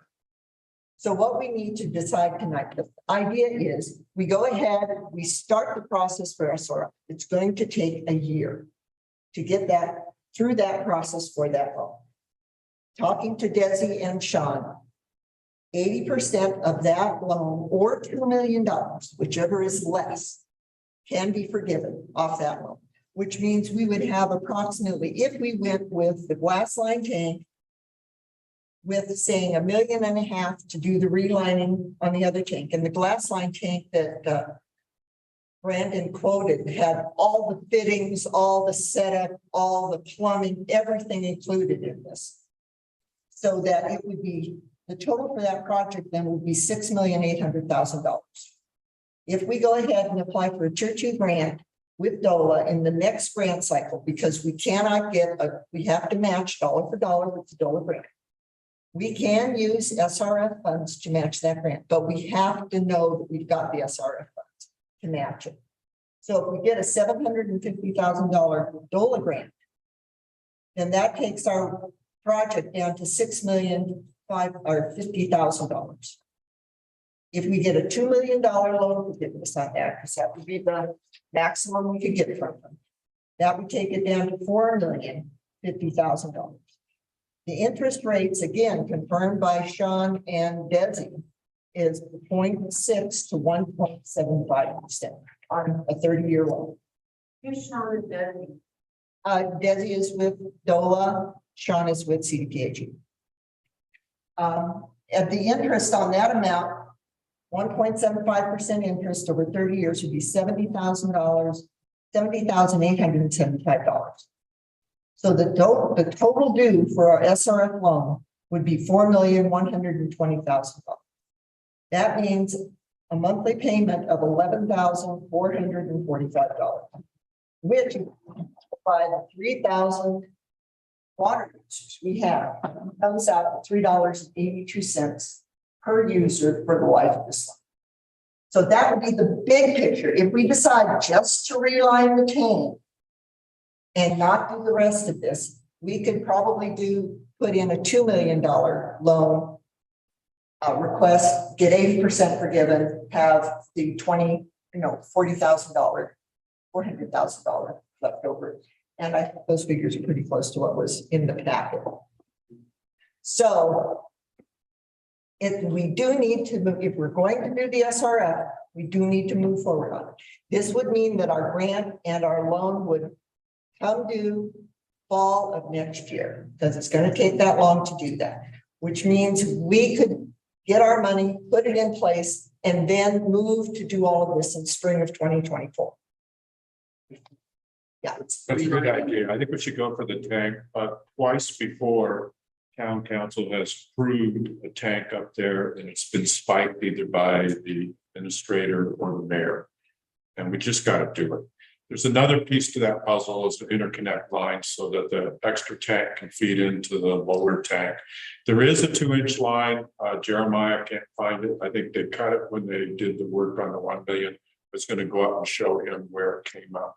So if we could raise, so I don't know if you can include that in the grant. It's not gonna- we could. The other thing is we have the ARPA money that is in our reserves from 2021 that we have not spent. We could take that ARPA money. We could do the PRVs. We could do the spring repairs. We could do all that stuff, 184,000. That was 350. Oh, that's because we get 2 payments. Are we going to get the second? We already have the second one, but we don't, unless we want to do a budget revision, we can use the 184 that we already have. Okay, but if we want, okay. But Jen, we could, because everything that Jeremiah has on his list up to that tanker line is going to be less than $184,000. That's even with rebuilding the one PRV for 50,000. So that's a way to get most of this stuff done. I'm going to take a comment from Rick. You're up, Rick. Yeah, I'm wondering about the relining. Are we talking about another wax relining or are we going to go epoxy this time? No, we're going to do epoxy like we have at the 1 million. Okay. Yeah, Thomas. So I just want to remind everybody that I got an estimate in May this year for a new glass line tank. That it was a ballpark, not as specific as I could have been because I was not a trustee then, and this was back when we were having issues with people visiting the water water system who were invited, but that estimate came back at 1.8 million for a new tank, a glass line tank, and that's including a new pad. So I think that's way off from 5.3 million, which I think deserves a little closer look. Well, Brandon went out and put out a bunch of feelers. He only got one company that would respond to. Think what it was? No, he did not. I did not ask him. But, and it's equivalent. Well, it's actually cheaper. Does that include the engineering to get it in there? In that? We have the engineer. Okay. We already have that in place, but it's all the connections, which this one was the pad and the tank, but it wasn't all the connections. It wasn't all the plumbing and everything else that went with it. Yeah, I can't imagine that's going to be an additional. Well, $3 million. we could go up, but the thing is, we need to start this process. If we keep putting it off, every time we put it off, it's going to just make it that much longer to get to the end product. Okay, surely we should know what we're intent to buy before we apply for a loan. Don't we have to have it pretty prescriptive before you submit the application? The first thing we have to do is the pre-qualification application. And we don't have to be dead on the pre-qualification application. We don't have to have an amount, what we want to apply. Not dead on. I think that Not the difference for the- between 1.8 million and 6.8 million is a vast ocean of difference. Yeah, could we find out who you would talk to? I remember you had. Yeah. I haven't. And maybe compare that and get. I will get Brandon's, who he talked to, Yeah. who he Is that would be good? asked for quotes and didn't get quotes from, because now things could have changed. And the other thing is that there was a whole stack of brochures we got from Phil Soriano when he went to a rural water thing, and Jeremiah has. Okay. And it was some glass line tanks with Okay. that set of brochures, so it might be good maybe to reach out to Jeremiah and see what he has. And while I have the floor, can I make I want to bring up something in our budget. So right now, we have a capital outlay of $1.278 million. Where are you Capital talking? outlay. It's on page 238 of our packet. And I'm bringing it up because, and Cindy, I'm bringing this up. When I sat with you in December, Jeff and I, when we started out, that money, my note to myself was available for the tank lining. So I don't know what is the disposition of the 1.2 or 2022, 1.278 million. Is it earmarked? Here, I'll just show it to you. I'm not following. your Yeah. question, I'm sorry. No, that's fine, but I decided I better. Anything else? Yeah, I never remember all this. Yes, we have budgeted 1.2 million. And that is with getting grant versus using reserves and grants to be able to pay for that. So the money is, we don't, Gotta do it. that's not money that we can use for matching. That's funny money. That money includes getting these grants. If I can clarify, so in December, doing the budget process at the end of last year and going into December, we had no inclination about the staffing change that we were going to do at the beginning of the year. And so it was budgeted and discussed that the town would apply for the grant this year. And Which in grant? spring, the DOLA grant, the tier 2 grant For the tank. for the tank Okay. lining and lead remediation. And then, of course, with the changes that occurred at the beginning of the year, that didn't happen. We didn't first spring application. So that's why it's in there like that. But Is it not real money then? no, it was money that we had in reserves that were available and the anticipation of receipt of the grant. So we have that money in reserves. We have some of that, but not all of it, because some of that was in anticipation of receiving the 750. So maybe half of that? So mostly to me, that looks like $1.2 million that we have. So I'm trying to understand, is there another pot that we have available? The reserves is 335,000 Okay, was 335,000. And then the rest was expected to get in the grant money. Now 300, whatever that ARPA, 384,000. thank you. Is part of that 700. okay. Okay, so anyhow, what I can do is I can go and get some more estimates on tanks. And bring us back pictures, but we need to decide. Sorry, Yes, Byron. we really need to start this. Yeah. Good. Yes, please. Chris Kendall, Creek Road. When you do this, get them in writing. And I do know prices are way down this year. They are starting to come down a little bit on pipe and stuff. Also, what kind of warranty and what kind of lifespan is on these tanks? Yeah, the glass tank actually has a better lifespan than the lining on the glass tank has a better lifespan than the steel. Which is fine. I mean, just make sure because we want this to be, and I think it's a great idea. I think we should do it. But get your ducks in a row before you start applying. Yeah. Get it in writing. And I will be happy to do that. The other thing that we can get is a planning grant of $10,000, which they will pay, all we have to do is a $2,000 copay on that to do the planning grant. And that's for planning to do the 2 million gallon tank. Yes, and that will be relining and. No, I think that's a great idea because we would have 4 million gallons of Yes, we water. Well, actually 5 million gallon tank. So if we have issues with one. And we do have issues with the 1 million and it does need work. So I mean, having 4 million is better than 3 million. So. Yeah. Yes, Thomas. A couple of things. One, the estimate I got was from Ryan Orr, of Great Plains Structures out of Minnesota. It was in February 2022. This tank itself was estimated at 1.6 million and the budgetary concrete foundation at 165,000.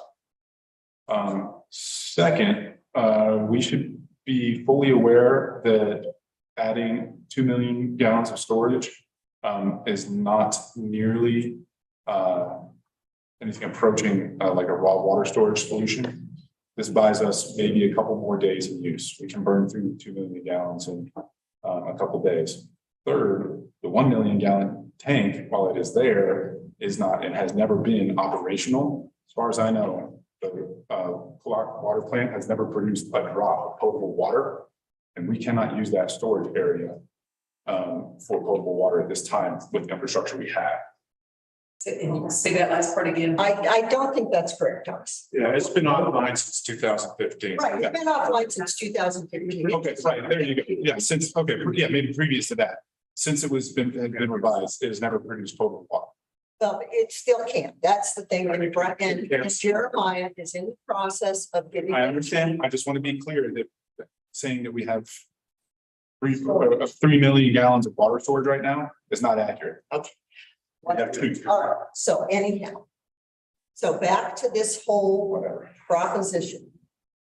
So I will go ahead and get tank estimates. I will bring them back to the next meeting so that we can have better figures on what this is going to cost. But if the board wants to move in the direction of doing an SRF grant, then we should do that in combination with the DORA and get the best we can. I have one last question. That SRF for the tank, if we, for some reason, decide not to do a second tank right now, that SRF money is always available. Is that true? That Is I'm this- not sure. is this That an I'm- opportunity? I think if we're going to write the loan, what we write the loan for is what we have to use the money. You know, I just didn't know if we needed to wait. Was there any reason to postpone getting a second tank while we're trying to get? Is there I any don't think reason? so. And Okay. raw water, I spoke to Brandon too about this in raw water, and he said, if you're gonna do raw water, you really need to do it in ground. So you need to re-up a reservoir, you need to do something like that. In the meantime, this will give us more backup. It gives us the ability then to take that 2 million gallon tank completely offline and go ahead and do what you need to do it on maintenance while you still have another 2 million gallon tank there. So that it really is a benefit also. So it gets installed and then the 2 million. Right, It's and taken care right of. now, SRF won't cover raw water. It will only cover treated water, and we can't do that. We would have to go for a different grant, and those grants are from federal dollars, which means that every single one of those grants, we will have to do an EA. We will have to do a cultural assessment. We have so many more hoops to jump through when it's federal dollars than it is state dollars. And right now, we are just looking at state dollars.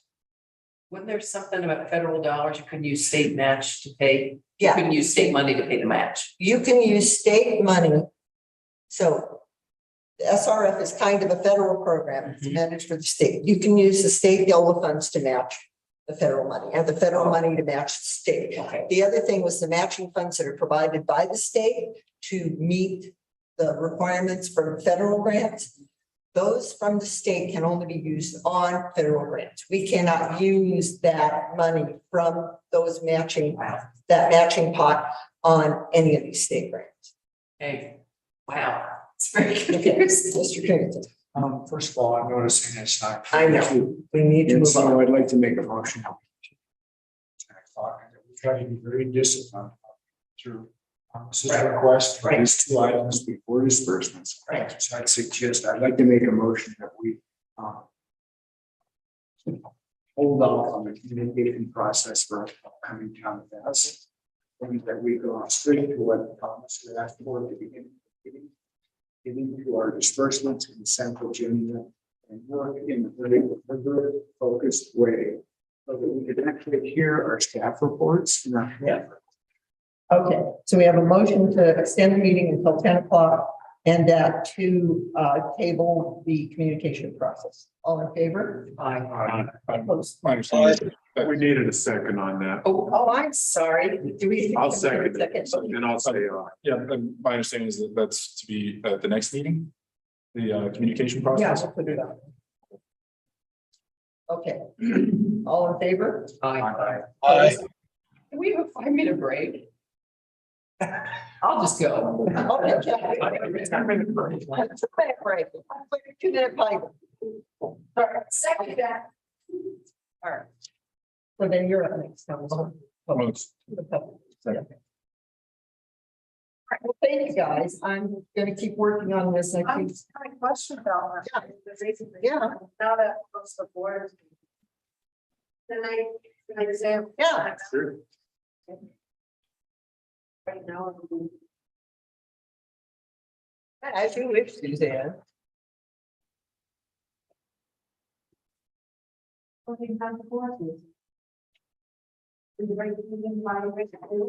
No. You don't know that. We can't know that. It's a camera. on the body this whole time. We could be starting naked. I mean, but I mean, you guys. What I say, or, you know, you can, Well, we're not making any motions on the last tier 2 thing. I have to bring more information back. well, I know, but so the question is. Who gave the mayor the authority to go and get bids for the tank? Why isn't the water committee doing this? So this is grant. This is the grant process. This is So not. you don't ask the water committee to go and get bids for the tank boring. You can go and do it because it's, they're writing a grant.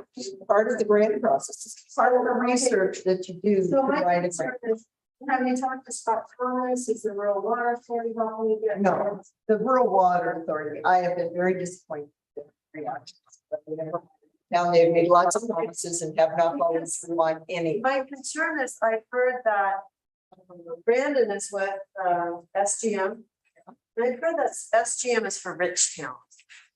It's a company Vegas, that- Colorado is what he got those quotes for. Vegas, I mean, Colorado is. I'm just speaking to Mary, I'm speaking of the podium right now, and my concern is.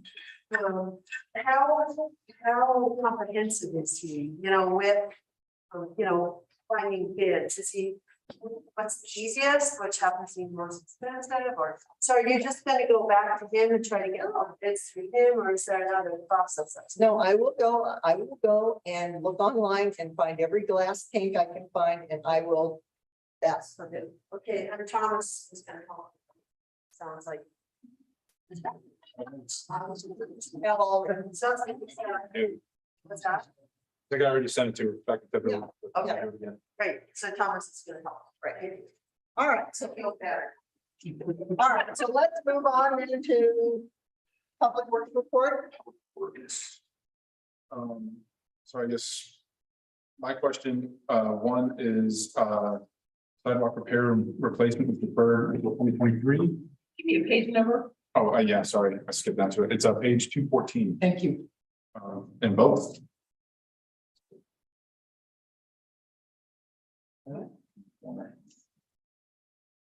Upcoming planned projects on the bottom half. Right, I'm there. Thank you. Items number 4, sidewalk repair or replacement, are deferred until next year. I'll make sure that, even though I voted against it, that work isn't happening this year. And then 2, what is the park concrete high priority that's planned for the next few weeks? Again, that's the patio for the picnic table and awning that was already approved by the board last year and budgeted. Where the, Town is doing the job.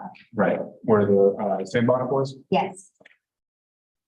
Thank you. I just want to make sure, because there was discussion about some bathroom structure at some point. Want to make sure that that was not No, that was, happening. no, that was grant, Okay. but never. Mind. Cool. And then, that's my questions for the public works. Okay, well, shall we move on to finance then? That's next, yeah, and that's Cindy's presentation. I guess if you have one. I think we're open for questions. Do you have a question? They're included for information and they're open for questions. Okay. So I see on there, let me get from the page again, sorry. I have 25 on my. 54.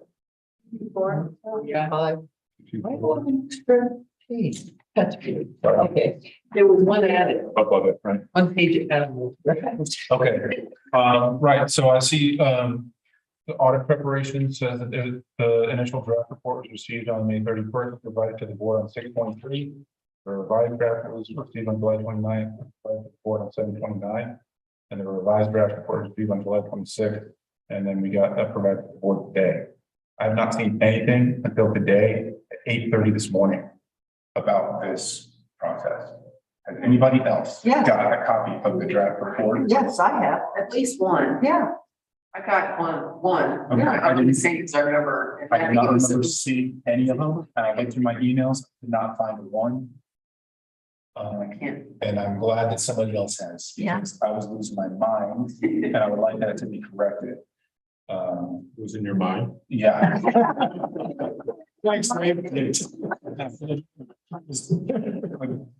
haven't received this, and this, part of this edition of the packet was, there was a packet issued on Tuesday, there was 150 pages, and a packet issued this morning that included the draft of the, audit, and that brings the packet up to 311 pages. So I don't feel like I was given enough time to prepare for this meeting with the addition of 150 pages this morning at 9:30. Aside from that, I don't have much comments because the content just didn't really have time to look it over.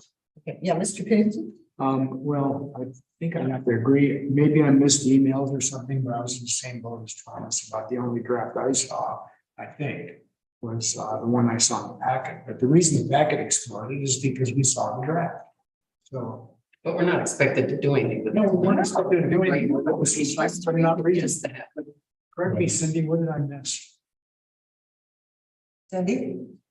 The draft audit that we currently have is just numbers. Right. It doesn't even include all of the pieces. So it's just like a budget. I've been asked to provide what I am given. I'm providing what I was given. The draft that I gave you was the information I used to write the MD&A. Okay. Thank you. But Well, I didn't see, yeah, I was looking for some giant. But we don't, do we have pages 1 through 16? no, Yeah. it doesn't come until the MD&A is been completed. It's been completed on my end. It is now with the auditor. And then she has to put in her opinion letter. And that is the first few pages is her opinion letter. The next several pages is the MD&A, and then followed by the information you were provided. Okay, so pages 2, I suppose, or 1 through 15 have not yet been written. No, they've been written there and the auditor is completing the final review. I emailed out to the board earlier this week and it's included, I believe, in one of my administrator reports. That the auditor is out of town this week and that we will have the audit and all of that complete information, including the MD&A, at the latest for at the very beginning of next week. No, that's not what she said. Okay. Yeah, this is my question regarding the finance report. Well, I guess the question. Okay. Right. Thank you. All right. Anything else on the finance? Could I just ask one more question about the audit? Because I reviewed the MDA, so I'll see if any of my comments got incorporated by you. Well, good.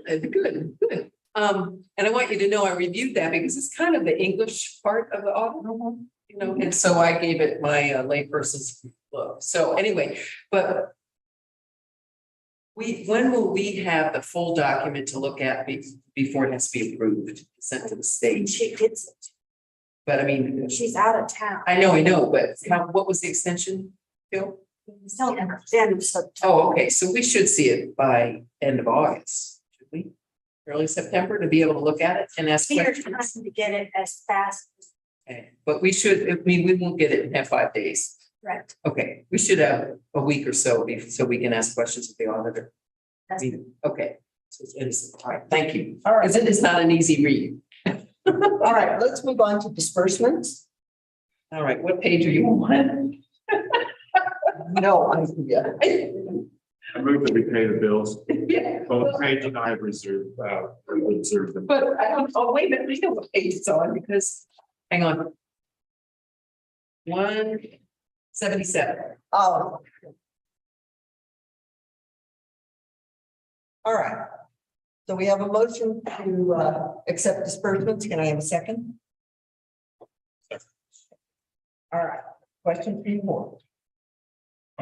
I saw, sorry, I'm still on the page.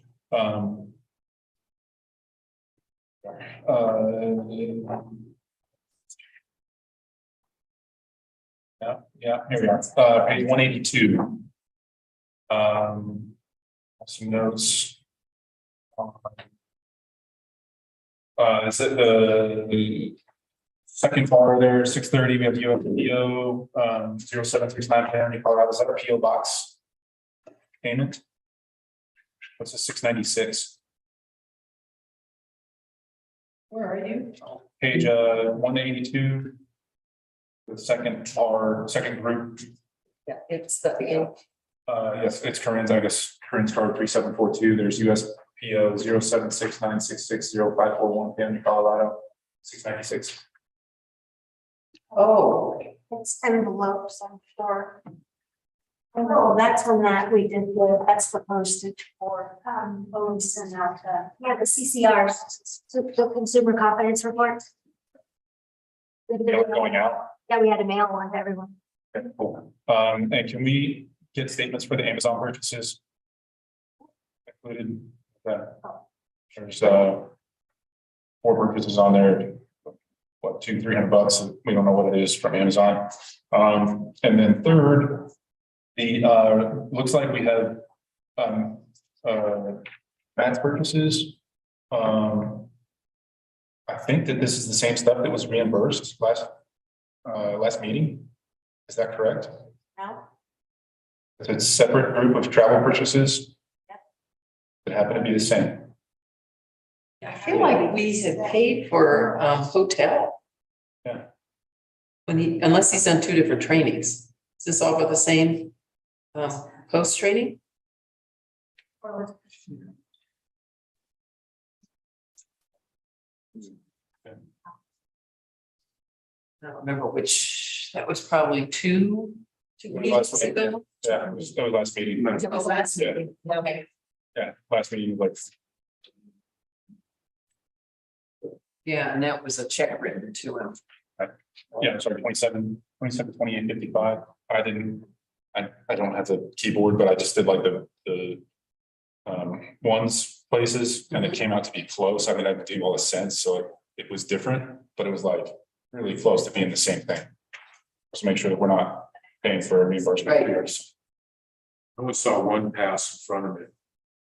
I saw the one check when in disbursements to him for his per diem Yeah. for I that, guess but that's the then question is, is this over top of that other per I diem? just haven't seen, if there's a double payment, I haven't seen. Well, this would have been him using his credit card, yeah, this is the double thing. and this would be a double payment if he was, and I don't know how per diem works, but does that make He wasn't sense? paid per diem, he was paid mileage Is it for for the 20? mileage of the trip down and back. But it was a bigger, well, I know it was 27, 28 left. Yeah. Because that was in disbursements, and I remember we asked 27, 28, 55. what he was doing, so is that wouldn't be How about mileage, how about if you make it so I'll show you tomorrow? great, yeah, and that sounds good. So exclude the Inc. Chase payment. I'm sorry, what? I'm going to amend the motion to exclude the payment to Chase, I guess, Inc. I see a Chase symbol, but it's Inc. That's not, That's not an option. It's on the auto pay. You can dispute a charge, but you cannot stop paying it to a chase. So What would be the better way to make a motion for this, just for the follow-up information? Because that's really what, How do you figure it? But authorize that the charges are not duplicate. I can assure you they're not duplicates. You can review, the finance can. Tomorrow. Review them tomorrow. Yeah. I'm sure. To direct the finance committee to review this set of purchases and the reimbursement. Okay, we already have a motion to deal with the disbursement. So let's go ahead and take care of that. And then if you want to have the finance committee. Yeah, Dave. I disagree with Dave about how the motion is made. I really think for the public to hear exactly what we're approving is a much more proper motion, saying what the accounts payable was, what the Norris retirement is, what the Chase credit card is, instead of just saying pay the bills. I know, but everything's in the packet for public review. So it just becomes redundant. what I was wondering, if I may, if what I did at the last meeting was give the page numbers of the packet. That was the approval. And again, at that time, Chelsea Bookout questioned why it wasn't done the way you described. And I do not have a preference. And, I'm kind of looking to all of you as to how you want it to be in the record. I recall, Jeff jumped in at that point and said that, yeah, it was sufficient to have it in the packet. So I think it's respectful of the public to make sure that they know exactly the quantities of money that we're moving around. And I get that. Believe me, I think that it's ridiculous and we need to reduce it. But going through every time doesn't help. It becomes rote and there's no substance inside of it. All right, well, let's go ahead and deal with the motion to accept the disbursements. If there are no other questions. I would like to amend that with page numbers associated with disbursement. With that, Go ahead. and that way there's a reference point. That's helpful. So I would amend the motion to direct that disbursements is found on page 177 through 191. Okay. Do we have a motion? Okay, do we have a second on that amendment? Second. All in favor? Aye. All right, so we have a motion to accept disbursement as listed on page 171 to 191 in the packet. Any public comment? Oh, All right, yes. Mr. sorry, I do have one more. I'm not sure what happened, but the transmittal register, like, for example, on page 189, says pay period dates January 1st, 1753 to December 31st, 9,999. If we could have a narrower range on those. Yeah, I saw that. More accurate. All right, so we have a motion and a second to go ahead and accept the disbursements as listed on page 171 to 191. 177 to 191. 177 to 191. All in favor? Aye. Opposed? All right. let's move on. Can I just bring up one thing that I'd like to point out? It doesn't change the Well, disbursement. we have 20 minutes Oh, okay. left to Go get ahead. to the rest of it. You're right. So we have the consent agenda.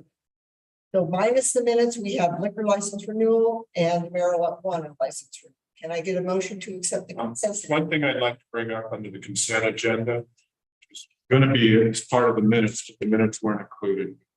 This has to do with what occurred, and I'm going to make this as quick as I can. This had to do with what occurred on the last meeting with the approval of the Harvest Festival. The Harvest Festival breaks two laws that the town has. One is the applicable open container law. The other one is the street closure limit on 5 hours. That's in section 11-180. Part of the decision of this council to actually accept that Harvest Fest violating town law was Jeff Conklin stepping in and saying that town law was only administrative and then the town council could do whatever they want. I went and reviewed the YouTube on it. There's something I really have to bring up here. That is that the town attorney is not competent. And I have a list here of mistakes he's made where he's actually said something and the law shows that he's wrong. I'm not going to go through this list. Instead, I'm going to take a case that shows the kind of jeopardy we're in when we do this. Assault, Colorado, town attorney's Jeff Conklin. He's coaching them. And they start going into executive sessions and violating the open meeting laws. The citizens of Basalt complained to the council that they were violating the open meeting laws. With his tutelage, they continued to violate the open meeting laws. And so the Basalt Town Council was sued. After 3 years in lawsuit, Basalt lost, cost them $115,000. Now, there's an interesting article, and I have all of the newspaper articles. You can search for that yourself, which tells the history of that lawsuit. The interesting one is one that appeared in Aspen Times on August 11, 2020. Here's what it says: transparency test. The Basalt Town Council passed a transparency test Tuesday night, just seconds after approving the settlement of a lawsuit over not being transparent.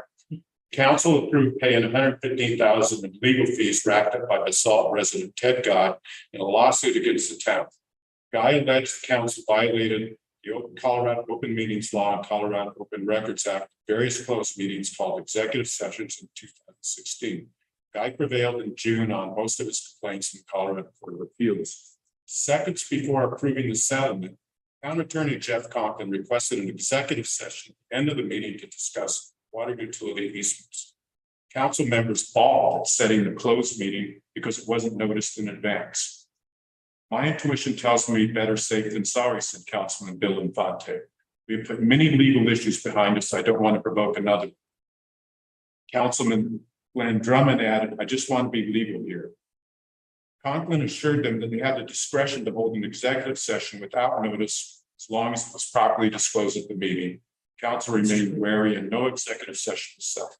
Very same meeting at which Basalt had to fork over $115,000 for legal advice given by Conklin.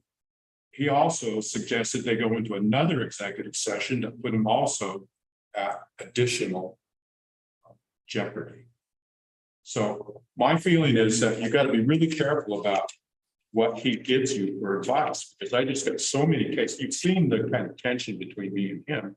It's because I realize he's making mistakes. And if you actually take this motion to do the Harvest Fest and violate our own laws, we're at jeopardy. I've already had one person come up to me and say that if the town breaks its own laws, I'm going to sue. And this person has deep pockets. Most of those threats of lawsuits are idle.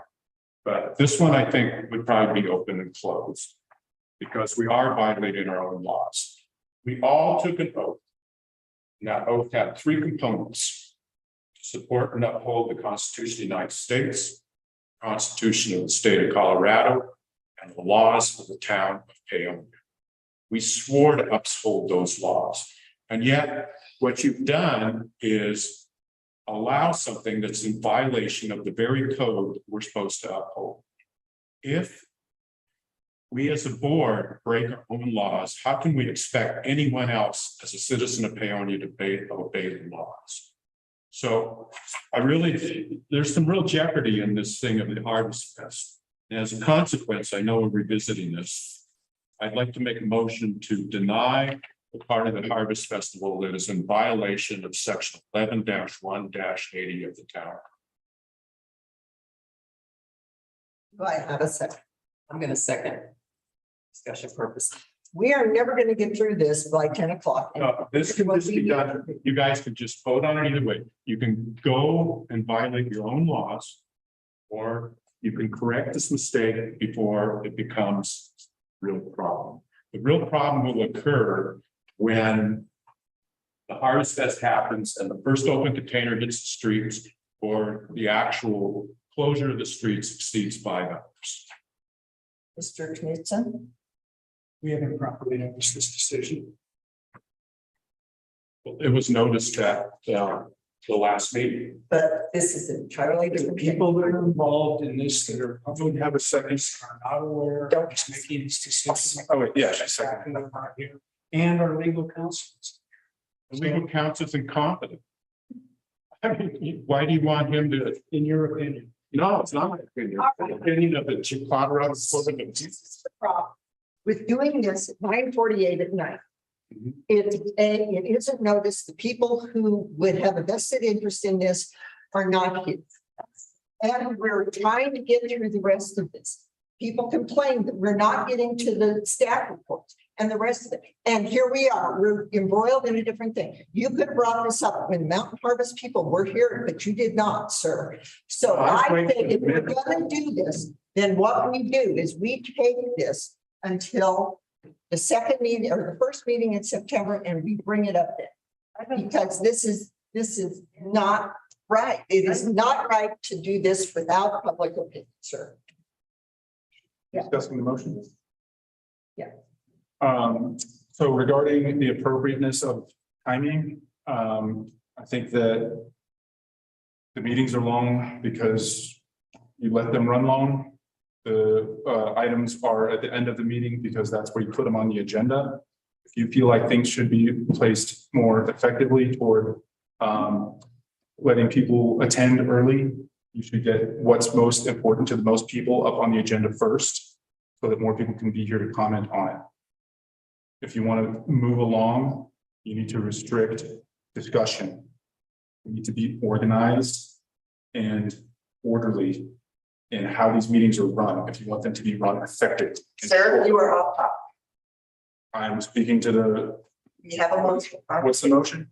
The motion is to, Deny the parts that Harvest Festival that are in conflict. So you're right, that's -1-80. I was responding to your comment, which is off topic. So the comment is, I think that I voted against that measure, even though the paper said I didn't. And Retracting that. good, yeah, thanks. And I stated at that time that it was clear that we were going against our own ordinance. And I support the motion. I think that if we don't follow our own laws, which are written down, we don't have any business being here. Someone else should be here who will follow them. okay, any other discussion from the board? I'll just say ditto. As the nay vote, I did it because I was appalled that the lawyer was suggesting we can just do whatever we want with police powers. And that we didn't follow it for them. So I'm in agreement. I like the motion. Okay, Ms. Watson? I see two options here. You could do the vote and then ratify it at the next meeting. Or you could change the vote to put it on the agenda for the next meeting. And address it in a notice session. And I do want to say, if you looked at their liquor containment area that you approved, they went into the handicap parking of the post office in that alley between the bank and the post office. That's private property, it's not a town alley. They're putting their liquor containment zone on the bank property, on the federally leased property. And it looks like their outhouses are there, and I don't think they got permission from anybody, and you guys approved. You didn't know what you were looking at. Yes, Ms. Ferguson? Mountain Harvest Festival has already revised their plan, as they stated at the meeting, that they would look and take in consideration all the things that were provided to them. And the closure is only for the 200 block of Grand. It will not include any of the 100 block any longer. They've also decreased the amount of time with all the daytime activities being in the town park and the evening activities downtown. I don't have in front of me the time parameter to provide that to you. I think they should come back in with a new application. So it's on record. A reduced, the reduced will be included in a report.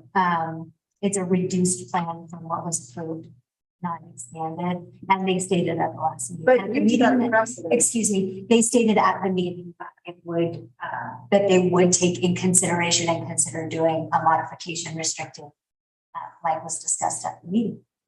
Seems to me. So they could modify it to actually be compliant with our code. Which they have already done. And So which case this motion could go through, then we'd be. Yes. Well, I guess, I don't know if it. Motion was to deny The motion is to deny the parts of the Harvest Fest that are in conflict with section 11-1-80 town code. so we can do that and they can They can just, No, we could do it and they can comply by doing what they've already done. so we're gonna run out of time for them to actually get things done. And that's part of why I'm pushing this now instead of like putting it off until just a couple of weeks and making them run around in circles. I don't like doing it. Mr. Stetler? I just want to put into your ears that we possibly could be sued because we've already approved this. Now, if what Corinne's told us is correct, this is moot. We don't need to bother with it. We're wasting time and 10 o'clock's coming. Thank you. Okay, yes, Ms. Pat. Yeah, Christine Patterson. You guys have already set a precedent that 3 trustees voted to go against the laws and the ordinances of the town of Paonia. That is completely wrong. And yes, our lawyer gave you the wrong information because you can't do that. And if you don't know that you can't do that, I don't know what to say. You should reconsider really being on this board. Everybody that went against the laws, you should reconsider. Chris Kendall, Minnesota Creek Road. You know, you said that you're doing this without those people being here. Well, they were here. They should have stayed for the rest of the meeting. Thank you. All right, anything else? All right, we have a motion and a second to deny the Mountain Harvest Festival. Anything that goes outside section 11-1-. Anything in conflict with 11-1. All right. All in favor? Aye. Aye. Wait a minute. You're gonna go in, so you're saying they cannot do it in conflict, They right? can't break the law. That's all I'm saying. I just wanted to clarify based on what Corinne told us. We don't know if they are still gonna break the law. This gives them a framework to react to And something. I will say, Okay, nays? Yeah. All right, that motion passes. All right, can we Thank you. please, in the last 5 minutes, take care of the rest of the business of the town?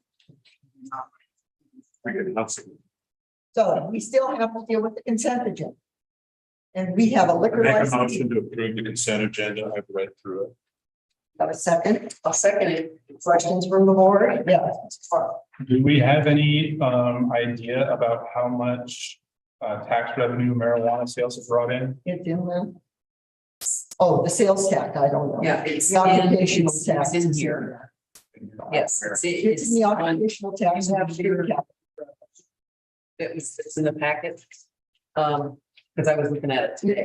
It's $65,000. Right, 60,000, that's for the year, That's so far, to date, for 2022. and I'll let Cindy verify that. I'm just going on memory. And it budgeted 170. And this budget is through June. So it's 6 months, and I believe it was 60 something had been collected of the 117. Oh, you're talking about the occupational Yes, tax. yes. In the capital, street capital. Yeah, I want to know how much streets money marijuana sales have generated. 64,390. As of June. 64,390 as of June. Thank you. All right. All right. All in favor of accepting the consent agenda? Opposed? All right, that motion passes. All right, committee reports. My report is in there. Committee reports, anybody have anything to do aside from what is in the packet? Yes, Dave. We have the Parks Committee. We're gonna be meeting on Tuesday, the 16th. I just wanted to add that, and then we're not gonna do anything for safety and for elect sheet. Yeah, do that with us. I want to thank you, Dave, for putting that parks report in here. You guys are, I think, doing a good job. All right. Any other reports? Has the tree board done anything, John? No, I'll have a meeting on Thursday. Okay, water committee? And the water committee met the last Wednesday of the month. And primarily, most of the discussion were the 5 priorities that the water sewer crash committee came up with, and I'll just read them. Addressing all the pressure reducing valve issues on the system. Bring 1 million gallon pot plant back online, unclog springs where water may not enter a line to even plants. Rehabilitate and remove lead paint inside and out, install new food grade liner in the interior of the 2 million gallon tank in 2023. That may get moved to 24. Right. Install flow meters on the springs. That's probably the one that has not gotten as much discussion, but that was their 5th priority. So beyond that, it was more just open discussion, and now I can't remember if we went beyond this. All right, so if there aren't any questions about any of that stuff. Our last thing is, how are we doing? I think you've already explained your point of view, Thomas. Yes. So I'd like to extend the meeting. Okay. Favor? Opposed? All right. Can you just tell us what page police reports on? The police report are you talking about? It's over there, it's during the police report. Right. Flash the last one, yeah. 21. Thank you.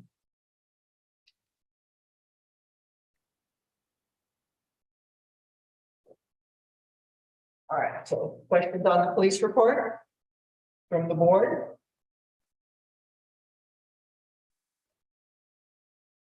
But maybe you had a question. We've had a lot of discussion. But Matt's here, so I feel like. He'll be here every time. Well, we should make it worth your while. You want to say anything? Still good on kind of put out there now, that's supposed to be our big focus. You're not familiar with that. Say what it will be. Lexipol. What's Lexipol? Lexipol is a private company that does these policy books. Pay them a yearly fee and a patient fee. They stay on top of all legislative changes. They automatically update your policy as those changes happen. They send you quizzes for your officers, they send you updated trainings they can do. Then you get red notices. We've been reading the updates as well as sign off. It's kind of the way things are trending, particularly for smaller departments. We just don't have the personnel in the budget to stay on top of any policy changes. And we used to work together with smaller departments. I mean, really, we would share policies and tweak them for our department. Most of the departments around us have gone or in the process of going list. So, kind of on it's soon gonna be. SB 217 was the big one. Those changes are implemented, but with that legislation, they changed it. They've had updates this year. It looks like that's going to be growing document each year. They'll make some changes. Expensive? Yes. Yeah. They've got a really fancy website. Yeah. Was it? I we talked about- So it's looking at about 17? your initial implementation is going to be right around 16,000. Okay, we must have talked about it in the last meeting, because now it's ringing a bell. And then 4,000 in there. Any questions for the chief? Yeah, great job. I mean, the police blotter is doing really great. It's sort of, I've been through multiple chiefs of police and. Yeah. One thing I wanted to say about Lexipol, we've discussed this twice now in the public safety committee meetings. We really support the chief in implementing that. It does need a budget change for this year though, because what we're suggesting is that we pay the implementation fee this year. Because this year's budget is, because we had so many vacancies, we have the flexibility, and I think next year it's going to get us too far. So I think what we want to do as public safety is suggest that we do a budget adjustment. I think they told us, well, that we do that in order to afford the implementation fee this year. Second thing is I'm hearing from some of the most adverse citizens community that they really appreciate the approach of the officers. They feel the officers are more approachable. They've seen that change already. So congratulations. Okay, anything else? Yes. Are you fully chief now? Is that interim? Yes. And you have a things to do before? Yeah, we're working on them. Well, we have other things to work on. His post-certification is complete. He's post-certified. The interim was just the internal steps that we had put in place for him to accomplish within 3 to 6 months ahead of the game. And you're fully staffed, and you're actually getting more officers. We have an opening, but right now, we start year 2. So where we were, we're doing good. We have a really good team of guys. Seems to be going well. So far, yeah. Okay. So last thing is, how did we do? We got done, we got through it. 10:03. I feel like a lot of the discussions got way out of hand. A lot of time going back and forth between public and board, public and board. Several people. Some of us take hold, and I think it'd be good to have structure so that we can spend less time going back and forth, more time. I think we, as individual board members, are pontificating possibly too much. And talking about our positions, repeating ourselves. I saw that in tonight's meeting where you make a point and then later on in the discussion, you make another same point. So I think all of us, we as individual board members can demonstrate to the public how we want to behave, and that will help the public understand how and behave also. So I know I addressed individuals during the meeting, and I should be addressing the mayor. I think that, addressing the public directly like I did was out of hand. So those are some of the thoughts I had. I think all of us just need to be more disciplined about how we work through things. I'm wondering if timeframes for each agenda item might help. It's hard to do. Yeah, it's hard to do. It's hard to do. Yeah, so we've got a lot of public input. I think we spent way too much time on the creative banners. Seemed to drag on. There should have been some way to truncate that down to the essentials, because that was, and at the end, we did actually accomplish a great thing out of the banners out here. Yeah, I didn't feel like I knew what we were supposed to be doing with them. I thought it was just informational. That we were gonna be asked to make a decision. It was. The intention was because there was the banner and flag policy conversation that was happening, that the Creative Coalition requested the opportunity to bring before the board, because all of you weren't aware of it, the process that had taken place. But she was awfully aggressive. I don't know why you weren't left with me that way. All right. Anything else? Valentine? No. Mr. Stelter? We forgot the core discussion. Oh, that was the mayor. And it was in the administrator's report. Or can we have that in the next? At the core. Again, you're Could we, listed again. could we put administrative Mine's going down. Well, in? I don't make. So we'll have 3 administrative reports. I had some questions on the first. Apparently nobody does. I'm not gonna bring them up now, but yes, we could. Can't you ask these outside of the meeting and get your questions answered? Well, one of them, well. Yeah. Adjourned yet? No, we All haven't. right, well, then I will ask this question for administrator. So I had asked about the 3 openings in public works. So if you would elucidate on 3 openings and Yes. what's going on. So in the 2021 budget, the positions were divided between the public works and the creation of an engineering function. The change in our public works director staffing and going to a contract ORC, the public. Yeah, Public utilities. Yes, there was no longer a public utilities, public works, it's all under public works. So those open positions were ones that were slated for public utilities that are just all under public works. Now, regardless of whether your job designation is within water, sewer, trash, or parks. Okay, which makes sense, and that's what I thought had Yes. happened, but I think it would be nice to make it clear, because that it was budgeted.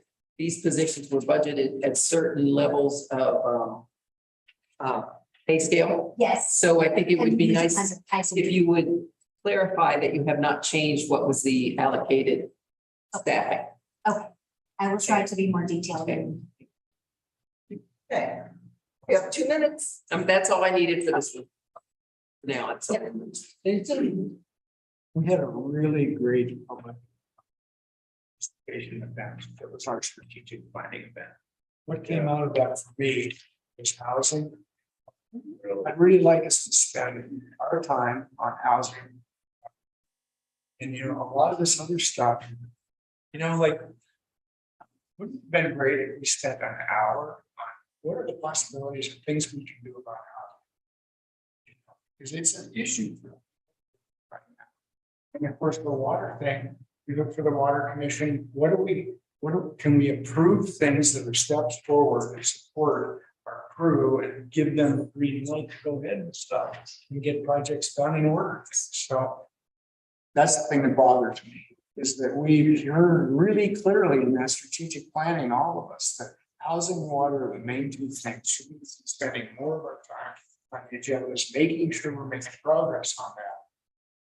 That's my. The housing's dependent on the water, so. And I want to hear that as fast as I can, and we are making progress. And we need to, I was going to report out some of that stuff, but we're then. Yeah, see, that's what it is. Good night. Hey, thanks, everybody. All right, we are adjourned. All righty.